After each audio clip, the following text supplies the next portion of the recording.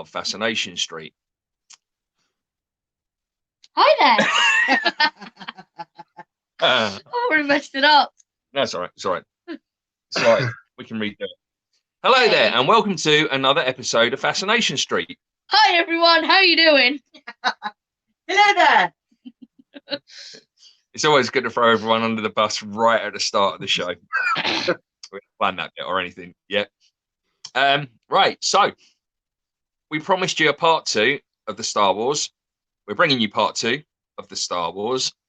Before we go any further with the show, we will let you know that there's going to be spoilers. Very big ones. We've put it out there. We're going to be discussing the plots, the summaries, characters. In fact, we're just going to be talking about everything, so it's going to spoil everything if you haven't already seen it. So if you haven't seen The Mandalorian and you want to see it, turn off now. 3, 2, 1. We did warn you. And if you haven't seen Rise of Skywalker, turn off now. 3, 2, 1. We warned you. If you're still here, you're game. You're fair game.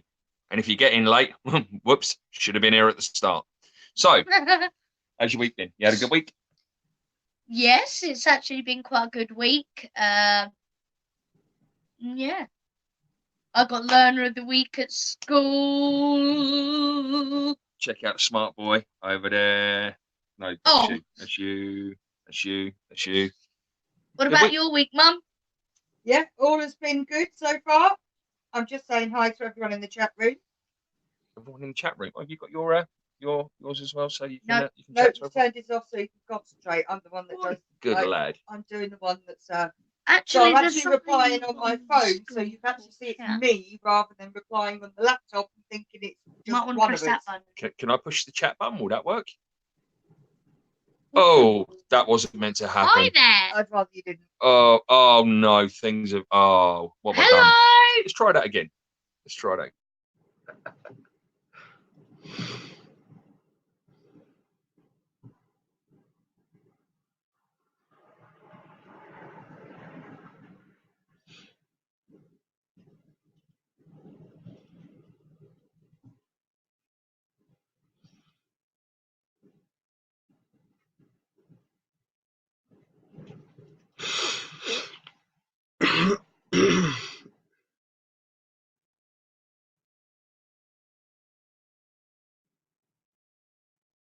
There we go. Hi everyone, welcome back. What a wally. Welcome back. I can't believe we did that. I can, and I can believe that we've done it to.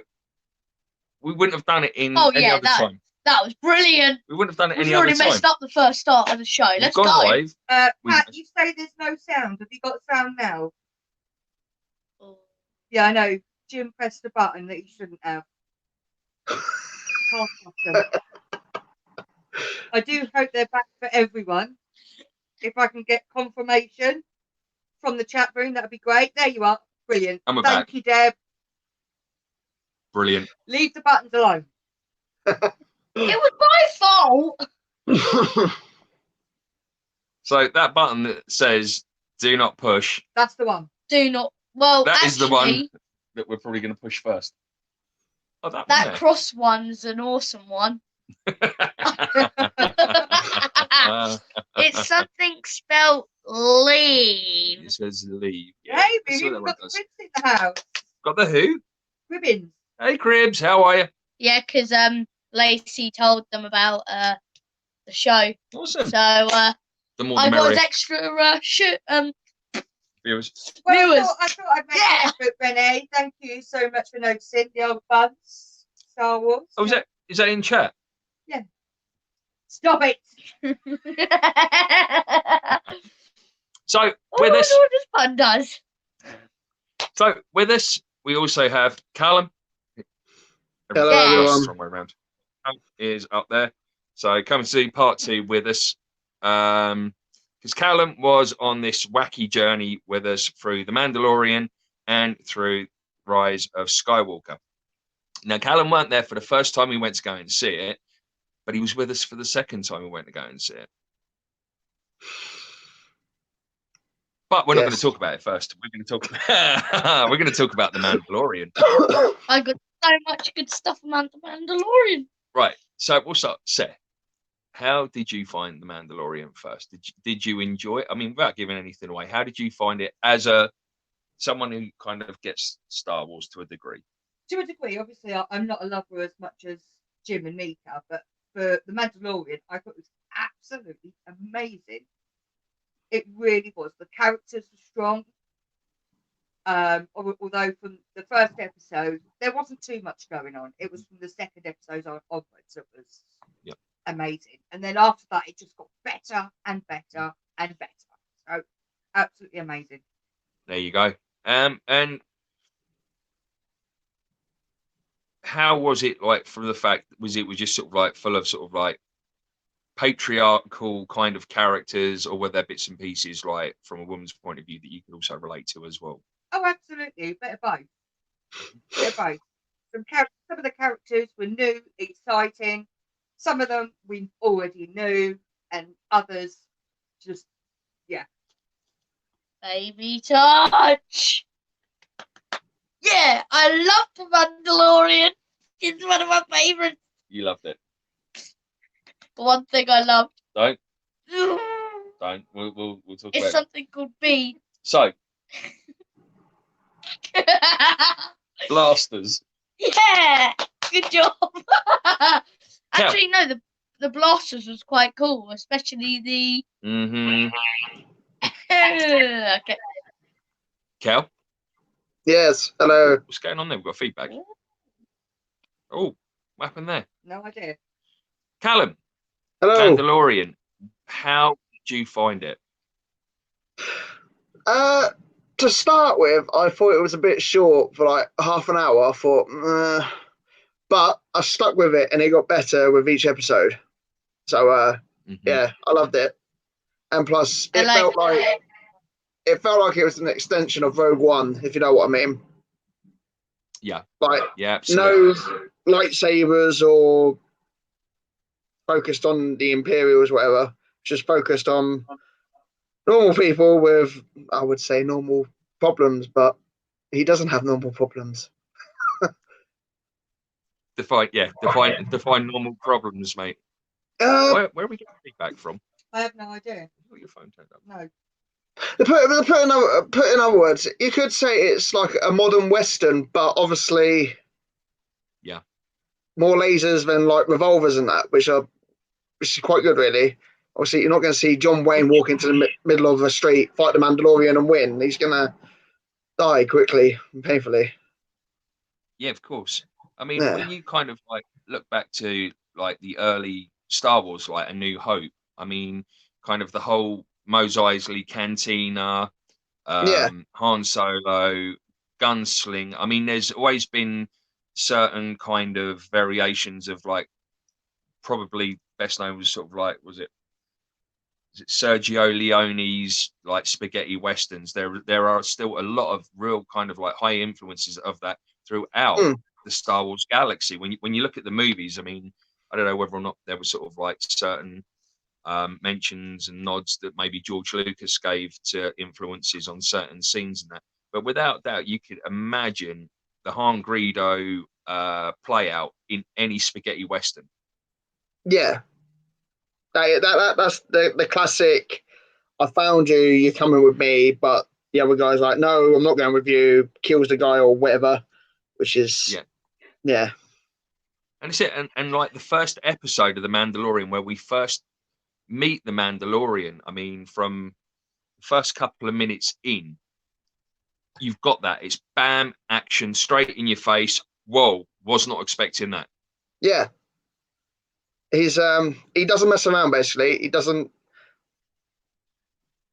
waste time, shall we say? No, Yeah. no. He's got a job to do. He's going to get it done. I mean, the way that he even took the guys out. A whole group of guys, and then even managed to get that guy shutting the door, and it was like, whoa, was not expecting that. Well, to be honest, when I heard the title Mandalorian, because obviously I've experienced so many encounters with Mandalorians in the Clone Wars. Yeah. Obviously, I was just like, it's just going to be one of those jetpack, bang, ended. Yeah. But then I also realised that Mandalorians have got more like technique and action than clone troopers, because they were also kind of involved with clone trooper types, because some of their actions were also clone trooper types. Mhm. You see, like Jango Fett, some of you viewers out there might not know, but Jango Fett, all the clones were actually cloned from him. And obviously I thought it was going to be one of those, obviously with the Mandalorian. But when I saw that, I was just like, wow, that's one good Mandalorian. So I mean, like up until this watching the Mandalorian, the only Mandalorian I'd ever really sort of like seen anything of was Boba Fett.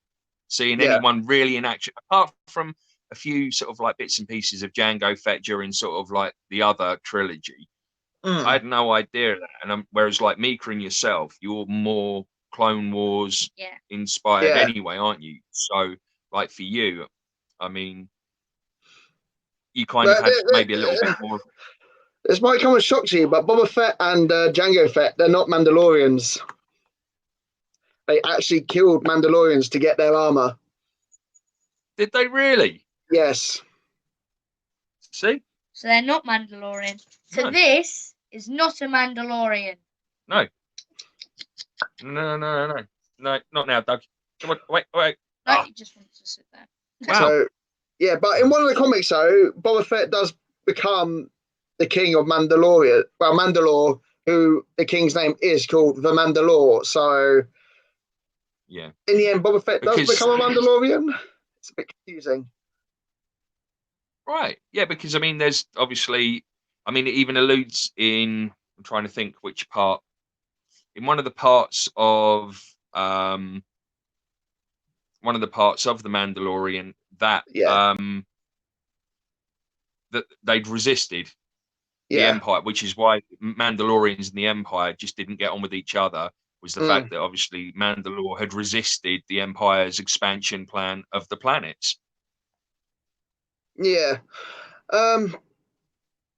So, Dougie, move. sorry, we're having a slight technical dog problem at the moment. I don't know if the Empire feared the Mandalorians, because obviously they are a warrior race. Because like back in the old Republic days or whatever, they fought Jedi. They know how to fight someone with a lightsaber. So if Darth Vader came along, I'm not saying a whole unit, but maybe a whole army of Mandalorians could kill him, or even Palpatine going that much. But there's sort of kind of a nod to that in one of the episodes, isn't there? Where there's only a couple of Mandalorians, but wow. Yes. Is it the Mandalorian Sanctum or something? Yeah, you've got Guardians, and one of them looks like Boba Fett.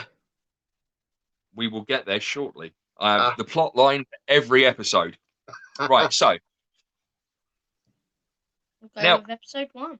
Before we go any further, I mean, I'm really, really happy if this is the type of content that we've got coming from Jon Favreau and Disney Plus. We should all be really, really excited, whether or not you're new to it, whether or not you're an old Star Wars fan and have been since Jump Street.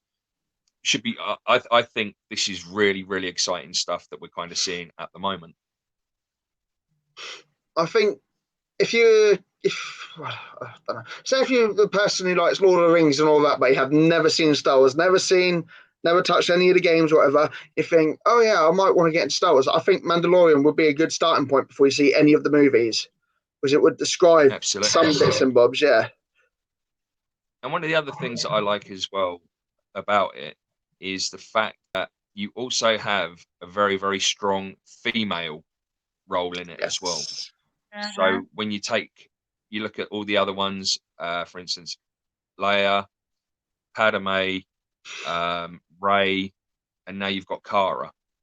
You know, it's good. It's good as well because you know it's something you can probably sit with your daughter when you know if you've got a young daughter that's kind of into the whole kind of like female superhero, well, say superhero, the whole female warrior kind of role, Well, yeah, which, you know, you should be kind of doing with the kids and, yeah. you know, showing It's them not. that, you know, Yeah, it's not like someone's thinking, "Oh, Star Wars is just a man's film." You know, we're men, we blow stuff up.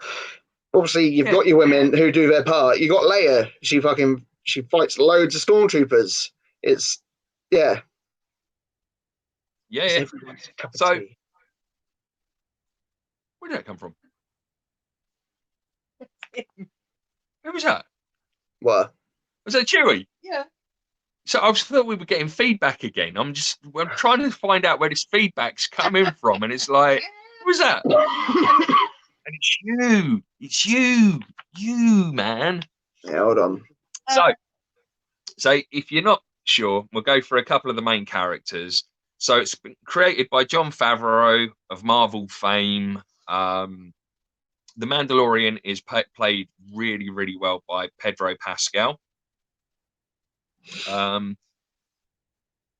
His boss at the start of it is a guy, role's called Grief Karga, and that's played by Cole Weathers, that was in Predator. One of our favourites we like is Quill, and he was played by Nick Nolte. Oh, the one that got pew-pewed. That's spoiled it now. We're going to spoil it anyway. Yeah, that's true. And then you've got The Client, which was an old Empire general, played by Werner Herzog. And then you've got Cara Dune, who's played by the awesome and incredibly hot Gina Carano, and she's a rebel shock trooper. So, after the stories of Jango and Boba Fett, another warrior emerges from the Star Wars universe. The Mandalorian is set after the fall of the Empire and before the emergence of the First Order. Follow the travels of a lone gunfighter in the outer reaches of the galaxy, far from the authority of the New Republic. So, Episode 1, it was called The Mandalorian. It's 5 years after the fall of the Galactic Empire. A Mandalorian bounty hunter hands his latest bounty to Grief Karga. Then he accepts an under-the-table commission on the outpost world of Navarro from the enigmatic client with apparent Imperial connections, directing him to track down and capture an unnamed 50-year-old target. While the client is indifferent to the target's well-being, his colleague, Dr. Pershing, insists the target be brought back alive. The Mandalorian is given a down payment of a single bar of Beskar steel, sacred to his people. He takes it to a covert Mandalorian enclave where an armorer uses it to make a pauldron. For those of you that aren't familiar with what a pauldron is, it's a little bit that goes on the arm of armor. Just put it out there. Arriving at the planet of the target's last reported location, the Mandalorian is aided by a vapor farmer named Krill. Tired of the chaos that bounty hunters bring to the area, Krill leads him to the target's location and departs. Entering the remote and heavily defended encampment, the Mandalorian reluctantly teams up with a bounty hunting droid IG-11 to clear the camp and find the quarry. Do I say any more? Or should we leave? We'll leave it to the end. So come in with that. So we'll start off with that. So we go to Navarro, which is the planet. He takes his bounty with him, which is really, really cool because in the first episode, most of you probably wonder how people go to the loo in Star Wars. Well, I got an idea. They hang their butts out of the spaceship window and whoa, and as they go through hyperspace, if they go too quick, they'll go whoop. And that's what we got No, to shoot people don't do it like you do it at home. No. You actually get to see your first shot of a toilet on a spaceship in The Mandalorian. Is that? Oh. That's it. When he gets the guy, puts him on the Razor Crest, flying him to Navarro, and the guy gets off and has a creep round the ship, don't he? And he like tries to find a way to escape the ship. And then he Yes. finds the weaponry. He finds in the corner of the weaponry's the toilet on the floor. Yeah. That's the best bit I like. Is he's got his armory beside his crapper. It's the best thing ever. Why wouldn't you? While you're on the phone. Exactly. If you Nothing to look at. It's the big toys you've got. exactly. Oh, I mean, wonder what I can have. if you haven't got your mobile phone to nice. hand, a newspaper or a Sudoku or crossword or something, Toys. Or you could have a look at or repair your comlink. there you go. Looking at your weapons is going to be your next best thing, right? Who would not? I definitely do. But then, not only does it have an armory on it, it have a toilet on it. What else does it have? Control. Carbonite. It has the carbonite thing that Han Solo got frozen. Yeah. It has the carbonite system because he And- pushes the guy in, pushes Yeah. the button, and then he's all like, Yeah, but just before that, sorry, the bit I like though, the Mandalorian gives him an offer. Do you want to go hot or cold? And the guy says hot, and he says, "Good, I don't need to carbonize you." And then obviously that's where he gets poking around. that is pretty impressive. I mean, even sort of, but it shows though that the Mandalorian himself does have a conscience. Yes. Because most bounty hunters will just take them anyway, any funny business, bang, you know. Yeah. And I'm pretty sure most like other bounty hunters, if they'd found them kind of like going around the ship and stuff like that, they would have probably just shot them on sight anyway. You know, so I'm pretty sure if I was a bounty hunter, I'd say, do you want to get there alive or dead? And if they say alive, and I'd say, well, you did it to yourself. Bang. yeah, but you get more of a bounty, don't you? Exactly. Bring them in alive.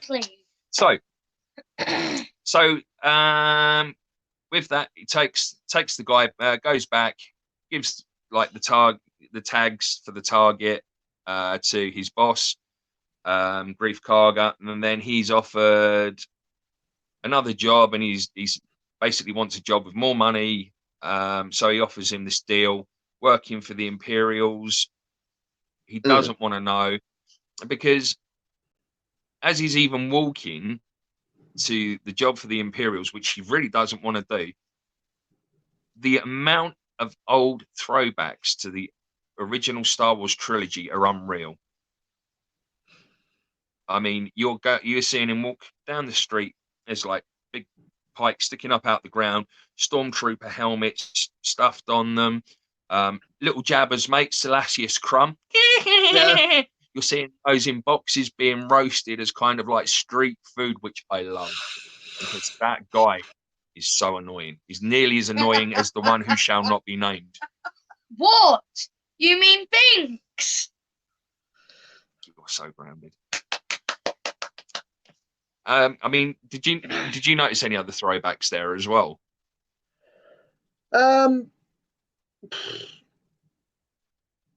Well, yeah, with the stormtroopers' heads on the pikes, obviously, it's still showing that people are still fighting the Empire. Not like, oh yeah, the rebels have won, we don't have to do anything now, it's up to them to hunt them down or whatever.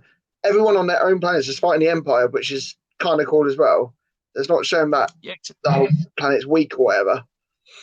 Yeah, and but I mean, like for them to be like, you know, well, the Empire's over and done with now, but they're still operating in sort of like splinter cells around this town and stuff like that. I mean, when you first get to meet the client, I mean, when you look at those stormtroopers, I mean, their armor is nowhere near Imperial clean. No, they're all roughed up. I mean, they look proper I don't know, roughy tufty. Yeah.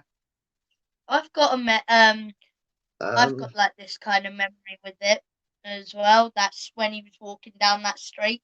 Obviously, the stormtrooper head's pinned because it reminds me of that time when they're on Endor and the Ewoks playing the shrubs.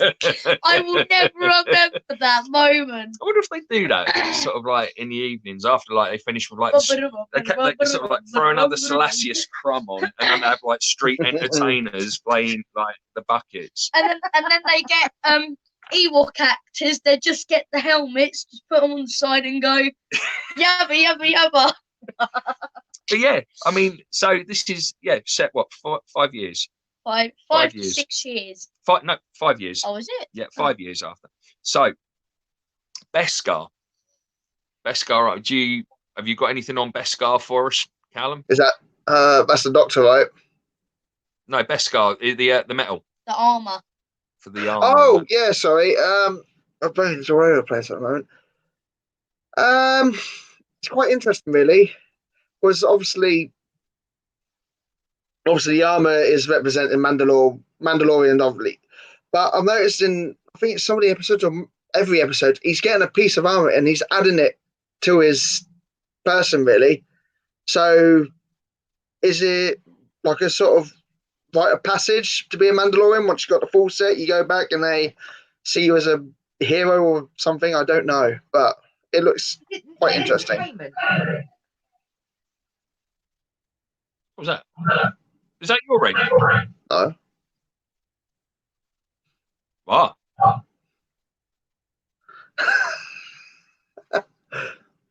Not the feedback again. Have you got your phone on, Callum? No.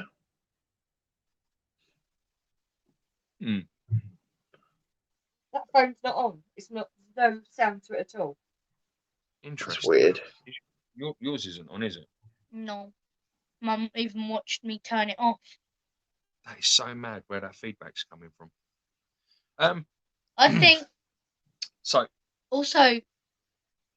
Yeah, the armor, isn't it part of payment that they get? The payment they get as parts of armor. It is.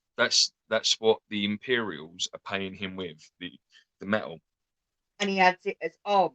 And he does, yeah. Isn't it part like how far up the rank they are?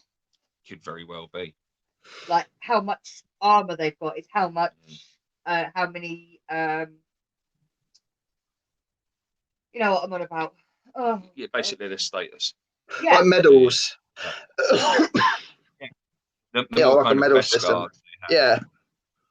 And also, didn't one of the targets also have 30 Beskar things in that little crate where the guy opened?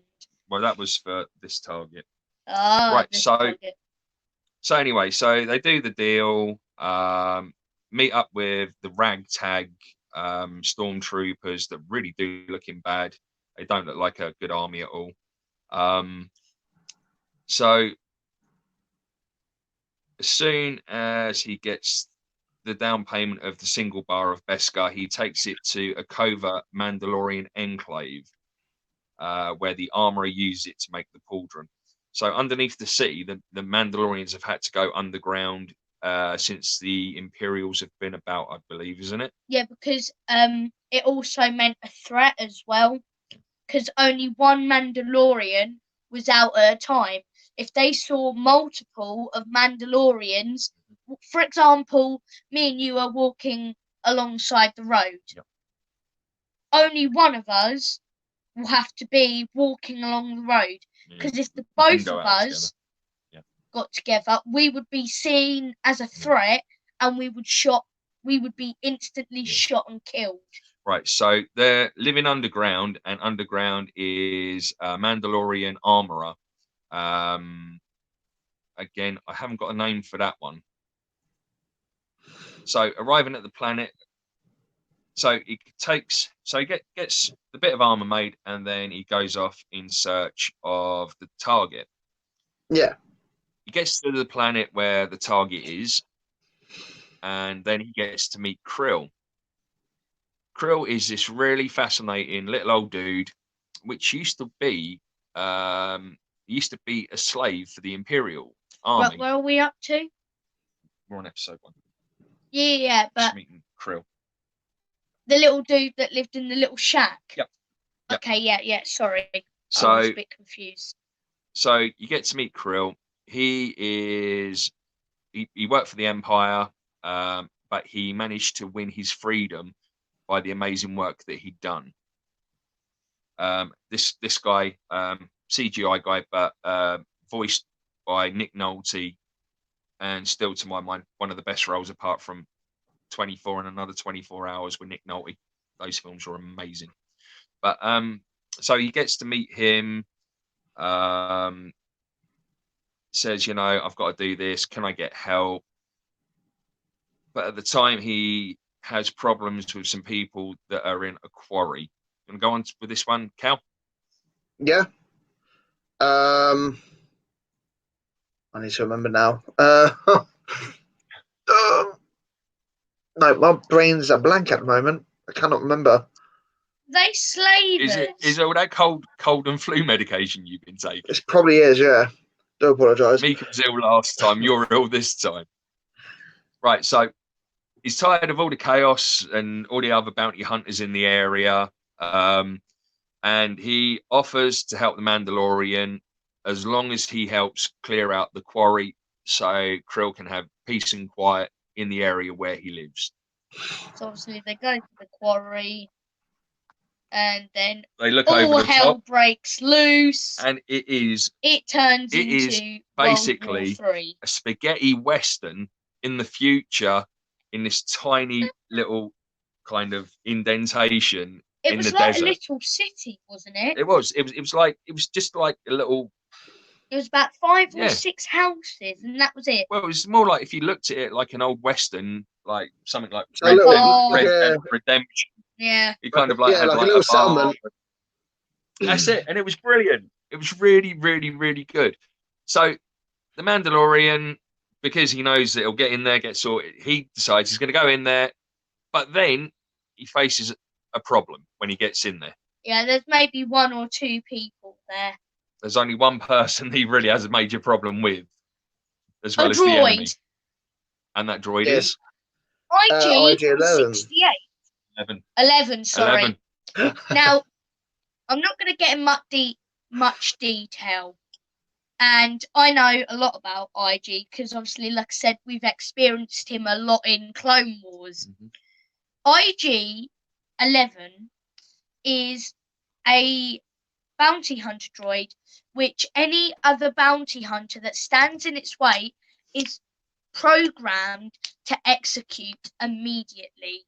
Because any other bounty hunter, that means, in other words, like when they see a battle droid or anything like that, a bounty hunter, the next thing they have to do is take down the droid, or that, their life is gone. We've experienced them in crate yards. Yep. We've experienced them on ships where they had the little stacks and where they were shut down. Did we even see one in Empire Strikes Back? Yes. When Vader's on the bridge with all the bounty hunters there? Yes, we did. That was IG-68. I think 68 or 88? It was. Yeah, no, 68. 88 black one, I believe. Yeah, 68. Not being rude. It was 68. Cool. Yeah. But these things, these IG droids, I mean, they are like well hard. Mm-hmm.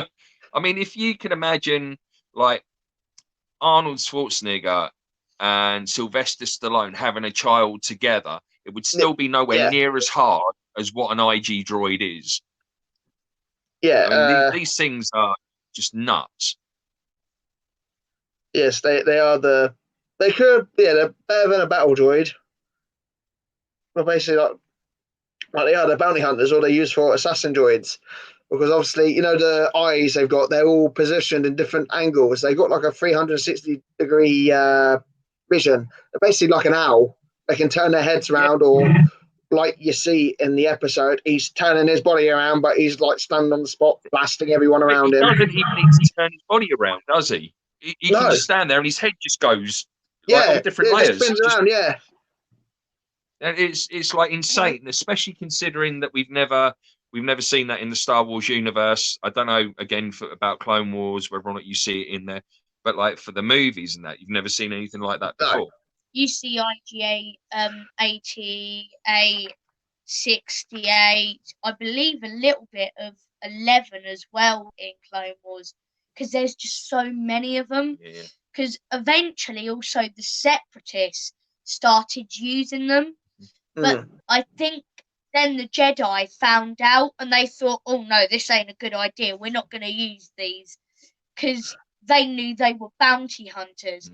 And these things were not just like clanker droids. They were just So overpowered. So they were always used as bounty hunter droids. Well, some of the time they were assassins. One was actually turned into a Jedi. An IG droid was a Jedi. Yeah, sort of. He didn't have the Force powers, but a Jedi obviously had his own like conscience and that. But I can't remember what Jedi name was. But they trained him in like the ways of using the lightsaber and that. But it wasn't like General Grievous where he had like he only had one lightsaber, but he could modify it from like being a dual to a Fallen Order with your lightsaber. You can turn it into a dual. You can turn it into a double dual wielding lightsaber, or whatever. Wow. Yeah, I think it was IG-55. Yeah, IG-55. 55. Yeah, I think There's that's so many. 55. So we get into the quarry. The Mandalorian goes with the best of intentions, easy job, gets down there, bang, straight into IG-11, who is already trying to kill him. Yeah. What did I tell you? So they're programmed. They strike a deal that they're going to split the bounty. IG's cool with that, and then they wipe out the whole village. And when I say wipe out, I don't mean just obliterate it. The way that it's done is amazing. It's so good. It's so clever. They do it tactically. They do it tactically, and then comes in a hover turret. And then that's it. That's the breaking point. The Mandalorian's on it, and he's just like, yeah. Brilliant. So cool. So anyway, they locate the target, go to take the target. The target is Baby Yoda. Woo! The only thing that has blown up the internet more is when you just see those little claws going. Yeah, but it's actually in a pod at first, wasn't it? Yeah. So you didn't actually see what it was. You just but you could just see the hand. He just grabbed this pod and that's it. So, Sarah, what was your first impression of Baby Yoda? Oh, so cute. But you know it's the same species, but is it Yoda? That is what we still don't know. It's not going to be Yoda. It's the same species. We know that there are many species throughout the different types of Star Wars, whether it's you never know. The clones, whether it's the normal Star Wars, or whether it's on the Mandalorian. So we've got many different types of Yoda species. But this Baby Yoda is the cutest thing ever.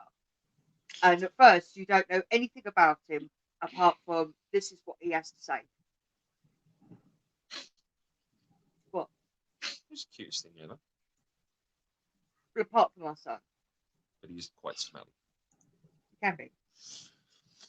He gets up from you. Yeah. Guess first. Callum, what was your first thoughts of Baby Yoda? Obviously, I saw Baby Yoda before seeing the actual episode, so I was shocked to see they brought in another Yoda, and I was quite impressed actually. But actually seeing him in the actual program, I was like, "Oh, he's so cute, adorable!" And then, my dog got jealous. Yeah.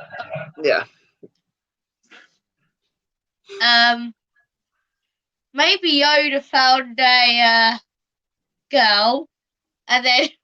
Anyway, thank you for that, Mika. So Baby Yoda was the target, and that is what the Empire wanted, and it had to be brought back alive. But there was a problem. Because how could they split a Yoda? No. There was a problem. Callum, go for it.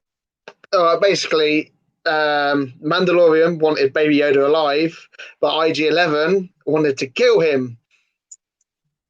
So obviously, this is where it gets a bit awkward.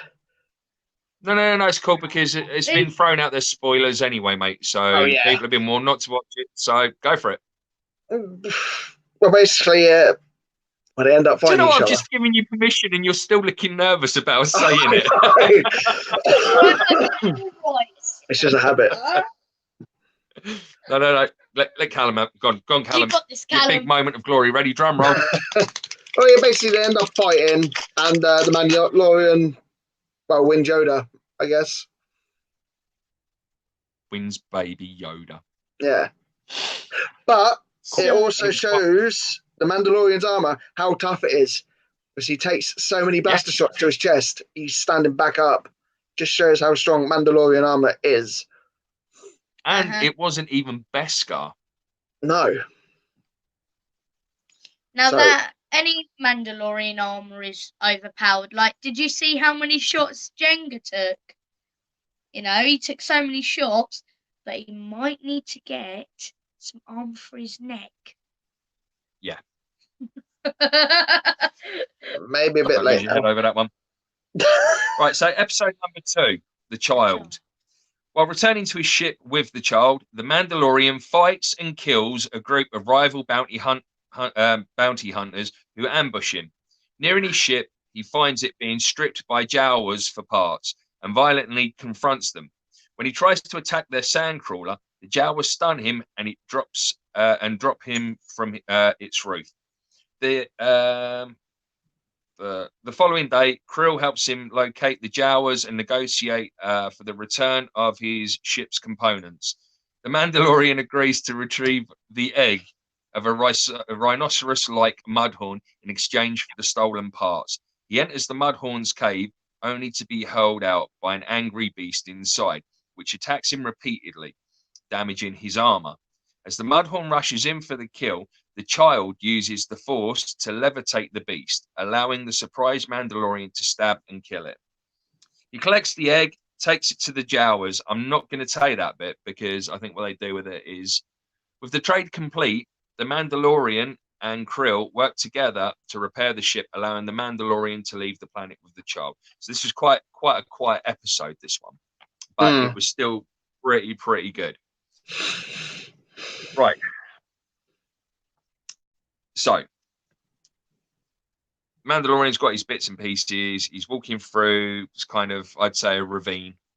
And then he stops and he's like, something's not right here. And then he gets jumped by... Beast. No, the guys that jumped him look like the guys that were originally in the bar at the start in the first episode.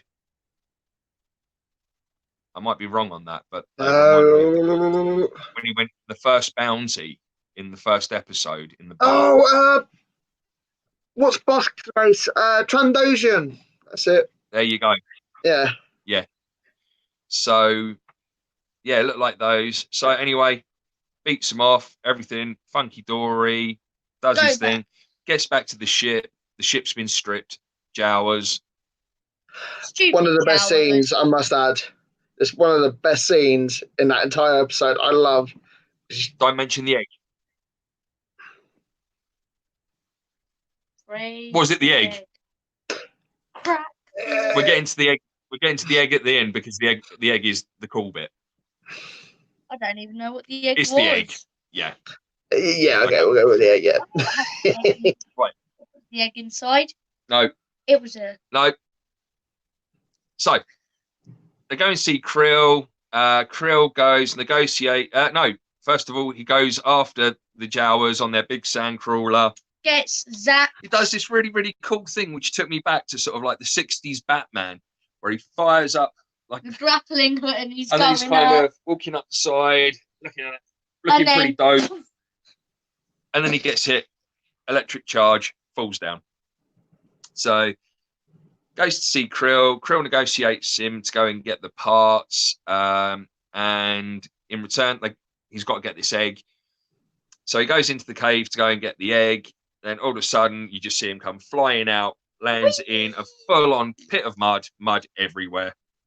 And all of a sudden, this big, heinous thing comes out looking like, I don't know, a rhinoceros from hell. It's a pretty nasty looking thing, isn't it? Yeah, it's a pretty gnarly looking thing. Callum, do you want to dive in at this point?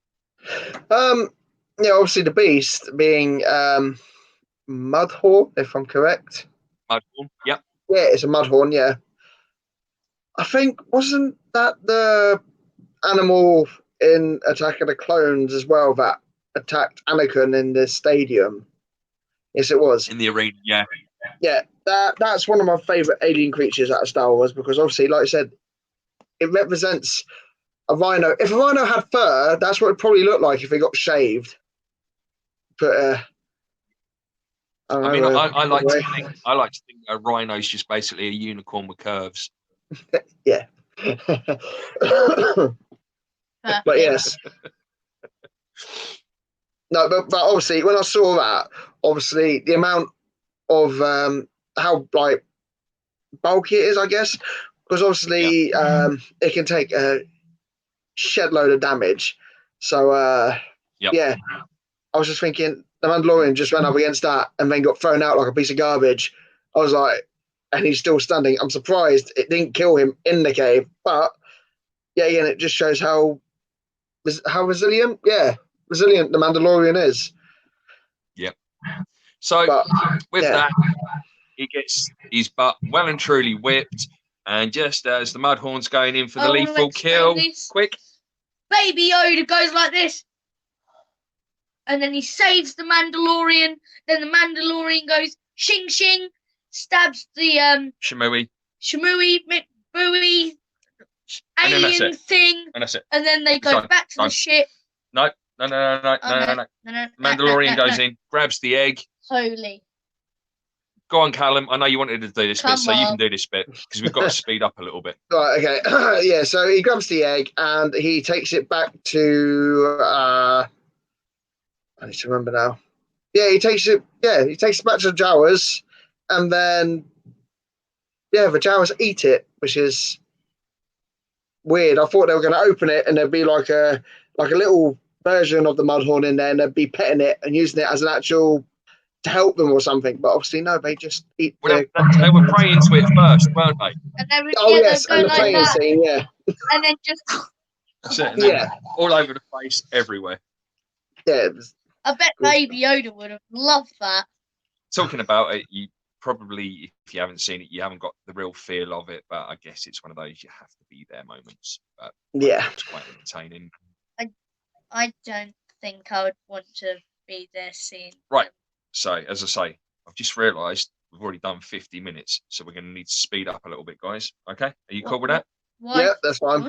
Sarah? I thought we normally go for a 2-hour show. We do, but if you're going to go through 9 episodes, we're not going to get 8 episodes and Rise of Skywalker. So we're going to need to So will this be the last episode then? No. We're going to go for it. I'm just going to make it shorter. So, episode 3, The Sin. The Mandalorian delivers the child back to the client, Imperial officer on Navarro, and collects the bounty of 20 bars of Beskar steel. Uncharacteristically, the Mandalorian asks about the client's plans for the child, but is told that it's none of his concern. He leaves before conflict arises, returning to the Mandalorian enclave. The Mandalorian has his damaged armor replaced and weapons upgraded by the armorer, who forges a full, I have no idea, cuirass from most of the Beskar, while the remainder goes to support Mandalorian foundling children that were left homeless after the attack by the Empire. The Mandalorian accepts a new job from Grief Karga and prepares his ship to depart. Feeling guilty, he turns back to attack the client's base, killing most of the stormtroopers guarding it. He rescues the child from Dr. Pershing's laboratory, where he was being experimented on, but chooses not to kill the doctor. On the way back to the ship, the Mandalorian is ambushed by other bounty hunters and Grief Karga, who demand that he hand over the child. He refuses, and a firefight breaks out. Outnumbered and cornered, the Mandalorian is able to escape only when other Mandalorians arrive from the Enclave, attacking the bounty hunters and allowing him to reach his ship with the child. Now, what they did is actually get against the rules of Mandalore. But if it's protecting one of their Mandalorian friends, technically, I wouldn't count that as breaking Mandalore rules. Callum? Yeah, obviously, again, it shows he's having a conscience. Like, obviously, like you said earlier, other bounty hunters, if that was them, it'd be like, yeah, here you go, I'll take my money, I'm off. But he's seen Yoda. He knows, maybe he's seen what the Empire's capable of with other things, not just obviously Yoda, and thought, yeah, no, this one I'm going to save. So another life's not lost to the Empire, whatever they're called between now and The Force Awakens. But we don't actually know what's going on in the science room, do we? It's actually, we don't know if there's tests or what they're actually doing. Well, He just finds him on this table. It's basically, table. yeah, like a surgical table in this Like Imperial. Yeah. But I believe he also destroyed the evidence as well of everything they took of Baby Yoda, and also going back a couple of times where he met the old guy first. The old Imperial guy. He said, "These are the only 4 stormtroopers we have. So why was there more?" Because I remember him saying in the episode, "These are the only 4 troopers we have." Travels with a firing team. So why did they have at least another 30? There were so many stormtroopers. 30 to 40. But for me, the best thing was seeing the Mandalorian and the child totally cornered and seeing these Mandalorians come flying in. I mean, Mandalorian heavy troopers. I mean, how cool was that? That was, yeah. It's nothing well, it's one of those things you don't expect, because the Baby Yoda, Mandalore, cornered by the remnants of the Empire, and they're like, shit, this is it. They're gone. They're dead. And obviously, like I said, his buddies come in, save him, and then they all skip off happily. Yep. That's it. Yeah. Right. They were lucky. So now on to episode 4, Sanctuary, which for me was the weakest episode of the whole 8 of them. Arriving on a sparsely populated forest planet, Sorgan, the Mandalorian encounters an ex-rebel shock trooper turned mercenary, Cara Dune. Following a short brawl, Dune explains that she is hiding after taking early retirement and asks the Mandalorian to leave. While he prepares his ship, 2 desperate fishermen approach, offering to hire him to drive off a band of Klatooinian raiders. He accepts the job in exchange for lodging, using their credits to enlist Dune's help. At the village, they are housed by Amira, a widowed mother. The Mandalorian confides in her that no one has ever seen him without his helmet since childhood, when his tribe took him in as an orphan. Despite discovering the raiders have something, the villagers refuse to leave, so the Mandalorian and Dune train them to defend themselves. They provoke the raiders at night with Dune into a trap for the Mandalorian to blow up, and forcing the remaining raiders to flee. With peace restored, the Mandalorian plans to leave the child in the village, but a guild bounty hunter tracks it down and is killed by Dune. Realizing that neither the village nor the child would be safe, the Mandalorian departs with the child. Gone. You ruined it. How? You said blown up. Could be anything. Could be an ice cream van. It could be. They get invaded by a giant ice cream van, and then what it does is they throw ice cream. It could very well be an Imperial moped. Pop, pop, pop, pop, pop, pop, pop. And how they destroy him is with their 6 revolver. Boom, boom, boom. So what was it? It was an Imperial ATST, and it was an old one because they also found it scavenging, and also it wasn't in control by Imperials. They were in control by bounty hunters, which was amazing to see an ATST after all these years. And it looked really weird. It looked so good. Even made the clunky, clunky, clunky, pew, pew, pew. Pew, pew. Oh, it was bliss, absolute bliss. As I say, with this show, there are so many decent old throwbacks to the original Star Wars trilogy. It's beautiful to watch. Sarah, how did you feel about this one? Well, the meeting up with the retired bounty hunter was certainly something that was which was something quite special. Mhm. The fight they had, and obviously that ended with Baby Yoda catching them, which was quite amusing. The way that he was just stood there and they were a bit like, okay, we can't really fight in front of a child. Then helping obviously the villagers to protect themselves. So finding out that the child was actually picking up that people were actually picking up on the child because there obviously was some kind of tracking device within the child that just got all these bounty hunters so interested in this child. So yeah, finding out that the child actually had other bounty hunters after it was quite amusing. Not amusing, quite interesting, especially with the bounty hunter of the Mandalorian keeping hold of child. Because you would have thought the tracking device would have already been taken after the. Exactly. So. But apparently it didn't, because somewhere in that little cradle, it's, sorry to ruin it, but it still had a tracker on it. But was it the child or was it the Mandalorian? It's got to be the child. It's got to be the child.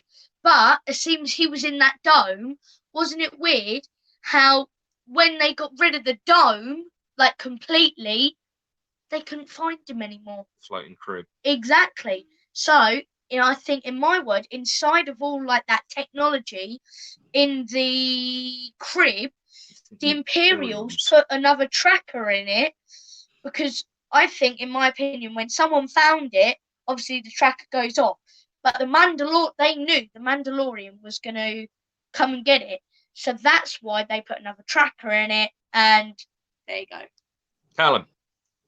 Yeah, no, that episode, I did like it, but the tracker, yeah, that would be understandable, unless the whole crib was a tracker, because you never know, you could. They threw the crib away, didn't they? And there was nothing there. So it might be on the child's clothes. And then you think, unless it's been inserted into the child. Yeah, that's what we were just saying. That's probably the way that it went. But how did you feel? How did you feel about that episode? Yeah, like you said, it was a good throwback actually. Seeing an old ATST, because obviously people from your generation or even my generation would be like, "Oh, the feels seeing an old ATST," and yeah. But I think the best bit I liked was near the end when obviously where he's talking to him saying, "Oh, I'm going to leave this child here because I think it'll be safe for him." And obviously you got that bounty hunter in the trees, and then is it Dune the one he's talking to? Yeah. Just I don't even know if she looks in his direction, just appears behind the bounty hunter and just pops him off out of the trees. It's ridiculous. And then obviously the bounty hunter's like, shit, he needs to be fully under my protection at all times. Did you say ship? Yes. Thought that's what you said. Yeah, I said a sailor. Yeah. But yeah, he was like, damn, I need to protect this kid at all costs now. So yeah. Your favorite bit? When the Mandalorian and Cara Dune was fighting outside, obviously they were fisting, and then when they were on the ground, Mandalorian, when they were about to shoot, Baby Yoda was obviously standing there. You wouldn't think he had anything in his hand. Why, he did. He had a little piece of soup in his hand, and he was going. I would have said watching the Mandalorian and Cara Dune fighting while chilling. Yeah. Drinking soup. Yeah. And then when they got to the village. Now, when the other child took Baby Yoda to go and play with their friends, Baby Yoda kind of ate a frog. It was like they was chasing after it, playing fun with the frog. And then he, obviously Baby Yoda got to it first. He went, and then he was like that, and they were going, ew. And then he just gave such a sad look. And it was really, really cool because it was like, I mean, this thing is like 50 years old, so it's not really a baby, but we'll call it baby for now. is still a baby. The way that it is and everything, it's such a baby. I mean, it's puts everything in its mouth like a baby does, and so yeah. I mean, slowest one out of them all, but yet awesome. Really, really good, because you get to learn a little bit more about the Mandalorian's personality, a little bit more about Baby Yoda, and get to meet Cara Dune. Just quickly as well, I think it does show a little bit of Baby Yoda's personality as well. Was like you said, where he's standing there watching them fight. Is he going to be like the Yoda, or is he going to be completely different? Think like, yeah, I love fights. I want to get in on fights, whatever. I mean, you've got that. I mean, I've got a theory that I'll throw out there later on, and let's see how we go with that. So, Episode 5, Gunslinger. The Mandalorian defeats a pursuing bounty hunter in a dogfight. Pew pew. He lands his damaged ship at a nearby repair dock run by mechanic Peli Moto in Mos Eisley on Tatooine. He seeks work in a cantina to pay for the repairs, meeting aspiring bounty hunter Toro Kalikan, who is tracking an elite mercenary and, excuse me, assassin Fennec Shand. Kalikan needs to catch Shand to join the guild, and the Mandalorian agrees to help when Kalikan offers to let him keep the money. They capture Shand in the desert, but she destroys one of their speeder bikes, so the Mandalorian goes to get a Jew back. They pass for transportation. While Kalikan watches Shand, she tells him that the Mandalorian betrayed the guild, making the bounty on him and the child worth more than hers. Shand offers to help Kalikan capture the Mandalorian if he sets her free, but he shoots her instead and rides the remaining speeder bike to the repair dock, taking Moto and the child hostage. The Mandalorian arrives, uses a flare to disorientate Kalikan, and kills him. He takes Kalikan's money to pay Moto for the repairs, thanking her before leaving Tatooine out in the desert. A mysterious figure approaches Shan's body. So, when the Mandalorian leaves to go to the cantina, Baby Yoda was still on board the ship. Yep. Now, obviously, the Mandalorian asked for the girl to help and all of that, but he said no droids. We will get onto that bit later.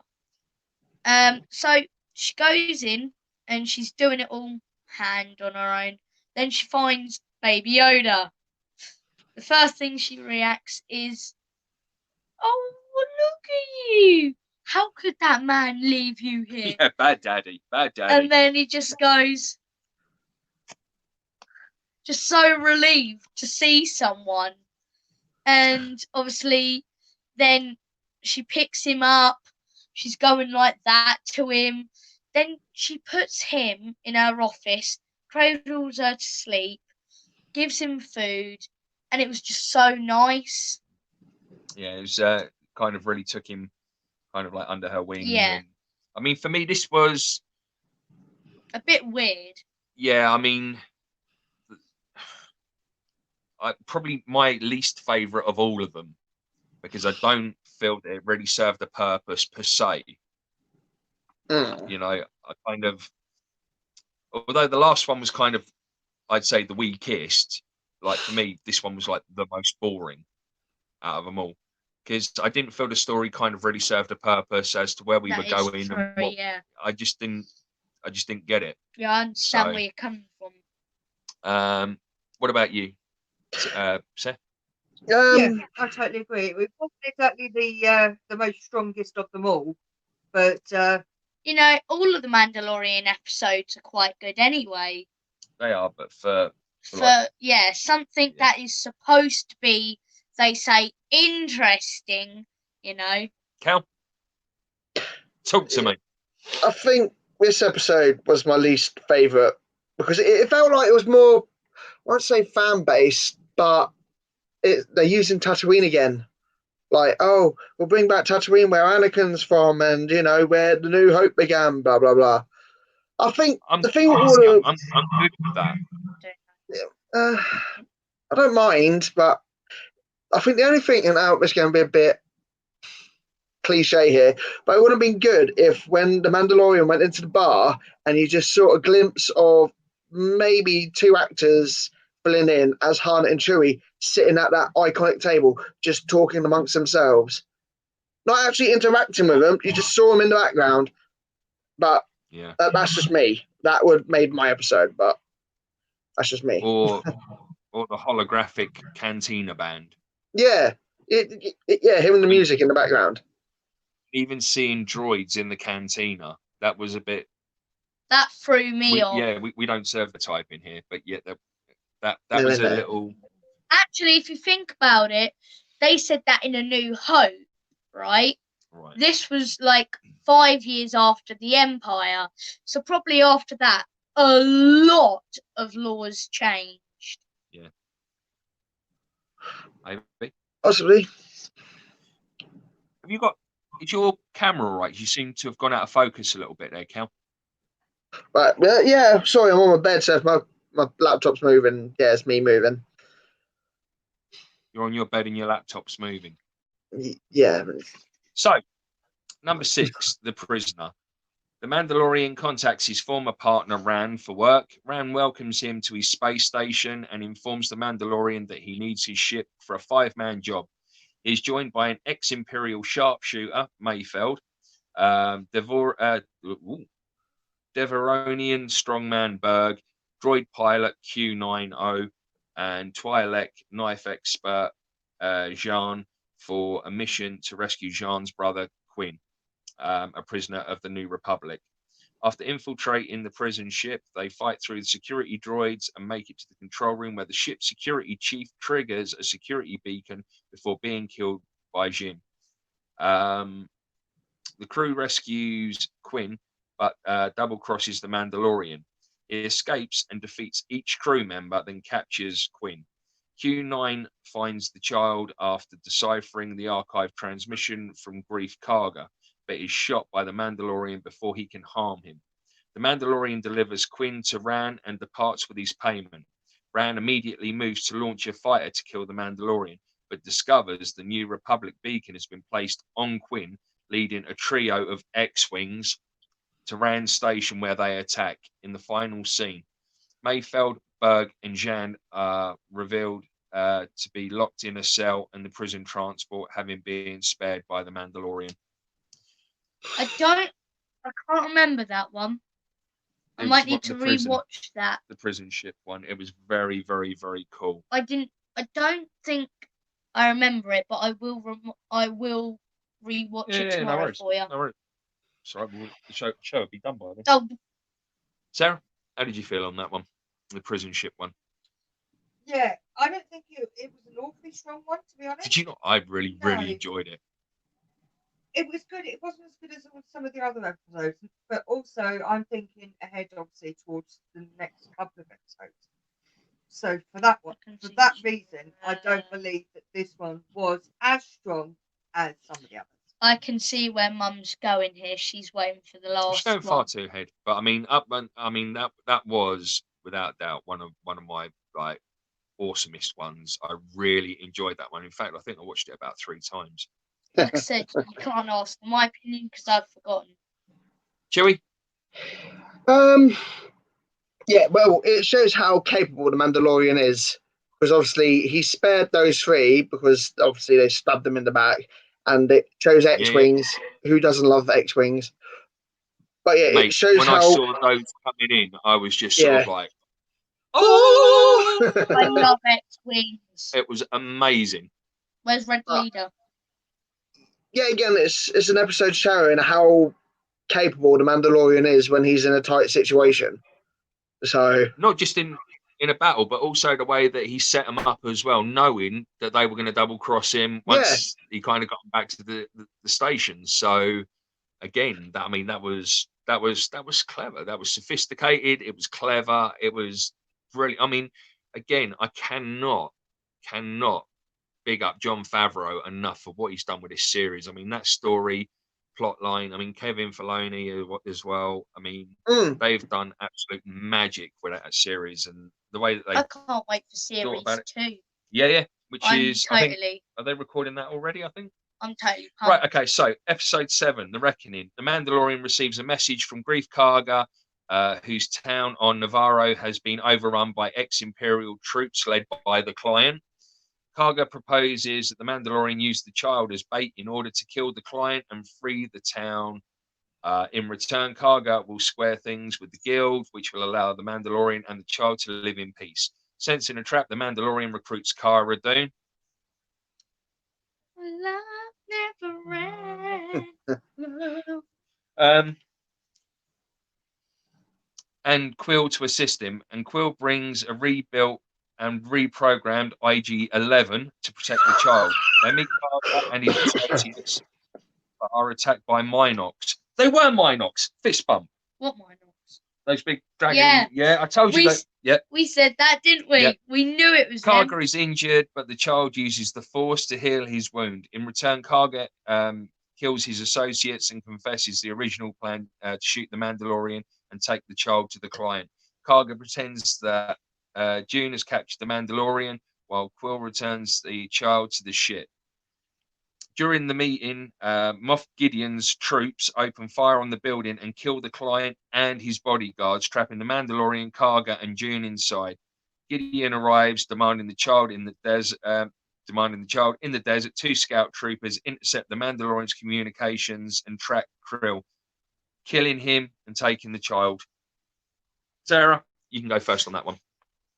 Well, it was all action, wasn't it? From the start of that episode, it was just action all the way. Yep. Trying to get the child to the ship where he believed that he would be the safest was obviously just a sidetrack to get him out of the way. Then to be told that there would only be a few of the droids or the enemies to actually get to kill. Yeah. And then they find that they're actually trapped by more than what they were actually expected. The old Imperials, it was only meant, the Client, the old Imperial dude, was only meant to have like a fire squad of 4 stormtroopers. Yeah. As soon as they get to like the town, the whole town has become an Imperial garrison. You've got speeder bikes with scout troopers on the outside, stormtroopers everywhere. Yeah. And the plan goes a little bit wrong. And that's just the thing. And are we up to the bit where IG with No.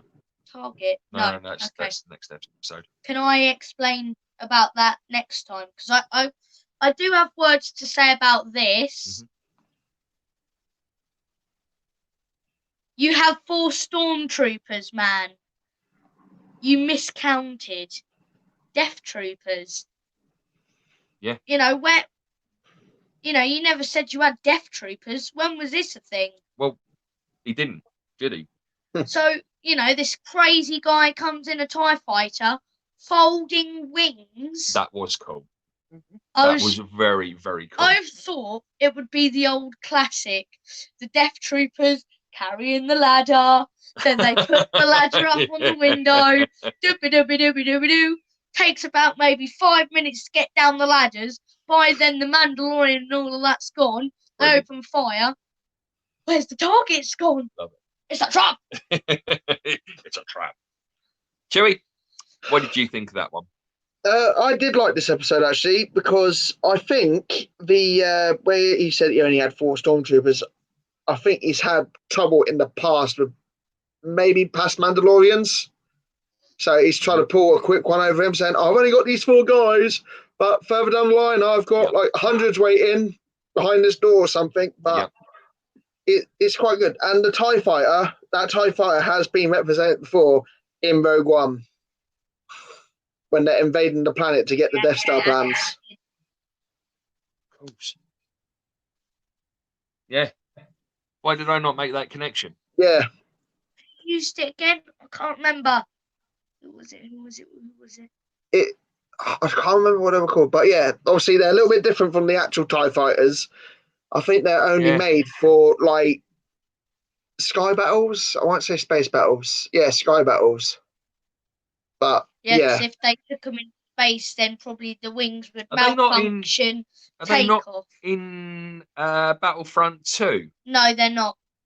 No, they're not yet. No. No, they should bring them in though. I'm hoping though Don't want much, do you, mate? I hope they bring the Death Star 2 map, the old broken down Death Star 2 map to Battlefront 2.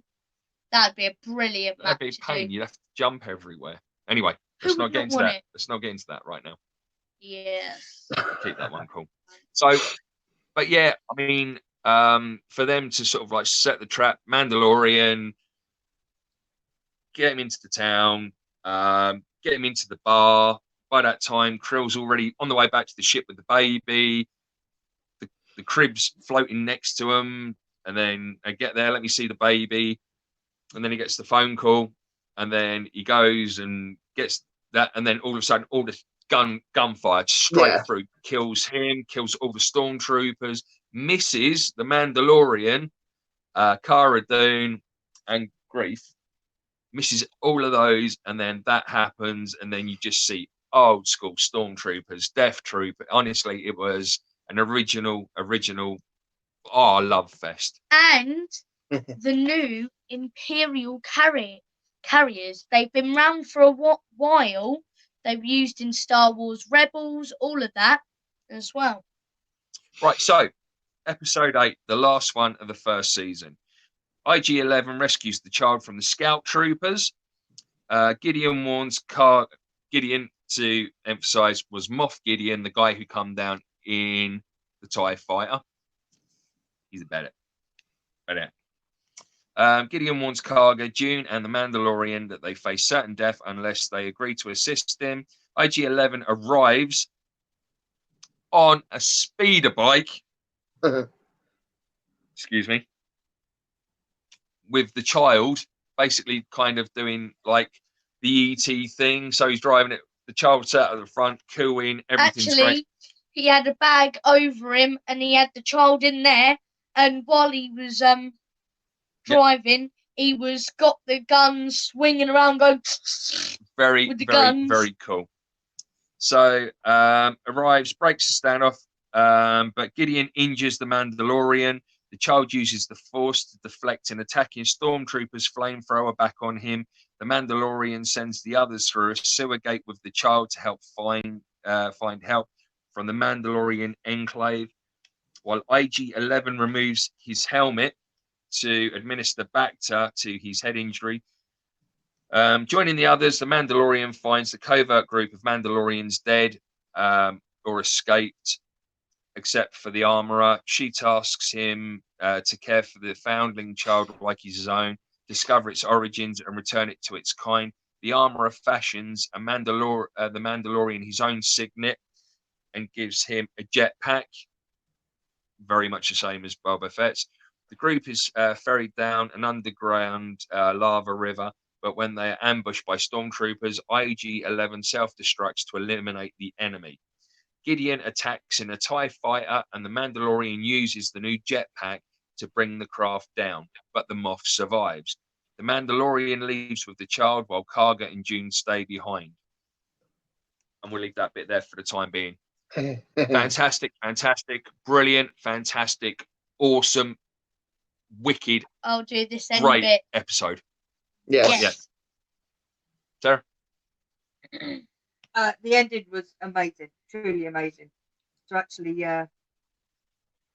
find that he was actually rescued and he was okay, Baby Yoda. So yeah, very good. The saddest part for me out of all of that was Quill dying, I think, in my opinion.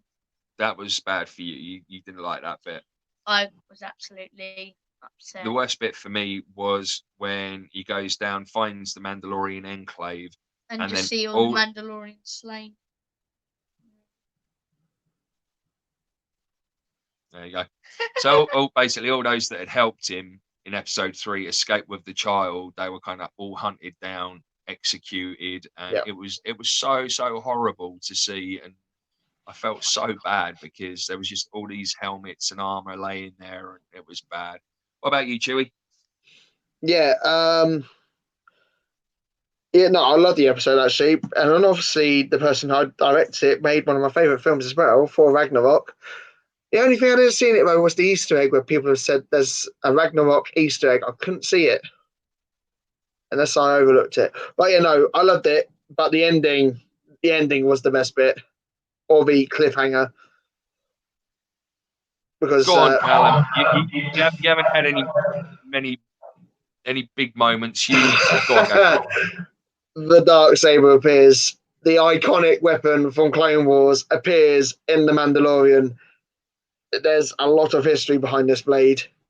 So much history. It's ridiculous. I know the blade. Have you got a bit of history for us there, Callum? Yes. Basically, in the Clone Wars, there was a unit called the Death Watch, and their leader had the Darksaber to start with. And he said it had been passed down from Mandalorian to Mandalorian over many years, where one of the first Mandalorians killed a Jedi who had the Darksaber. Was the Darksaber is based on an old model of the lightsaber where it actually looked like a sword, like Kylo's, but instead of it having round blades, if you want to call it, it actually looked like a proper broadsword. It had a tip and everything. Yeah, basically. Oh, no. That's the word, yeah, katana. And basically been passed down and then to the Death Watch, and then Darth Maul gets his hands on the Darksaber in Clone Wars. And then after that, the Darksaber disappears because, I won't ruin it, there is an episode where Darth Maul, Darth Sidious have a massive fight, and then, yeah, that's where it disappears. And then obviously it reappears here. So there's a lot of questions to ask how he got it. Is he a Mandalorian as well, but hasn't mentioned it yet? And then obviously, does the Mandalorian himself get the saber? If he does, that'd be quite cool. There could be a lot of storytelling for that. The chaos you got something.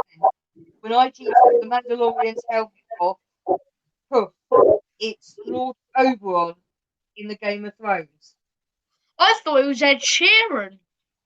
I generally thought it was Ed Sheeran. Ryan. I was so happy. I was just like, Ed Sheeran, oh my goodness, he's playing the Mandalorian. And then I find out it isn't Ed Sheeran, and I get so heartbroken. But yeah, no, Darksaber, big moment, awesomeness. What a way to end. What an absolute cliffhanger to end it like that. And I still think that the mysterious person that went after Shand in the desert at the end, when you see, I still think that was Moff Gideon. Could be.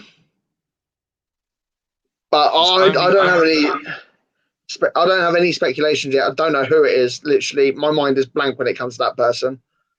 I've genuinely got a feeling it's Moff Gideon. Yeah, but no, that also, could be. IG8. Oh, sorry, Callum. No, you first, man. Oh. And also, IG88. No, IG11 was fitted with a nursing mode. Yeah. Where it was actually set to look after Baby Yoda. I forgot to mention that. That was like quite an integral part. Krill episode number 7, Krill totally reprogrammed him to have like a nurse mode, so he could actually care for the child. I mean, that was like protect him. Yeah, it was insane, which is why he went like totally psycho in the town on the speeder bike. Which again, honestly, that scene itself was just amazing. He wasn't even steering, but he was able to do it. I laughed at that scene. When he found out it had a nursing mode, I burst out laughing because it's basically giving him the middle finger, saying you can't be a bounty hunter anymore. You have to be a babysitter to Baby Yoda here. And yeah, it made me laugh. What babysitter to have, right? Yeah. Right. So, New Year's Eve. New Year's Eve day. Callum, us, our friends Paul and Marcus all met up, had a little spot of lunch. After that, we all went to the cinema and we watched Rise of the Skywalker. See, we'd watched it already, but during the time of its release, Callum and the rest of the boys were actually on the ship, so they didn't get to see it, and they held back for New Year's Eve so we could all go together, which was very, very, very cool.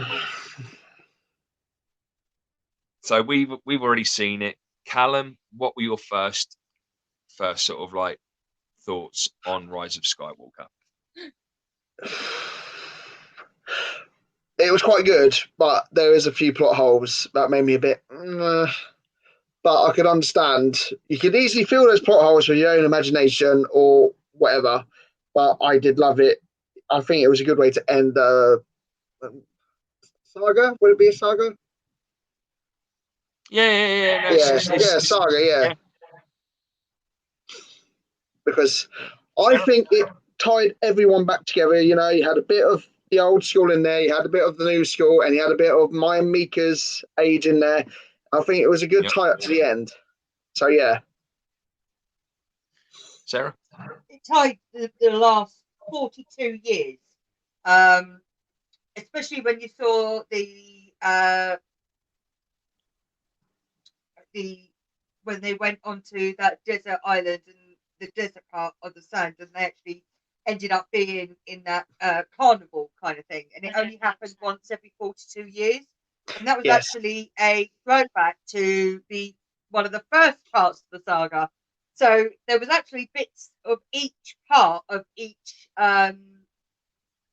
episode of the sagas that were actually incorporated within its whole episode. This one episode actually incorporated every single one of them in their own different way, whether it was going back to Darth Vader's castle, but it was in a different type of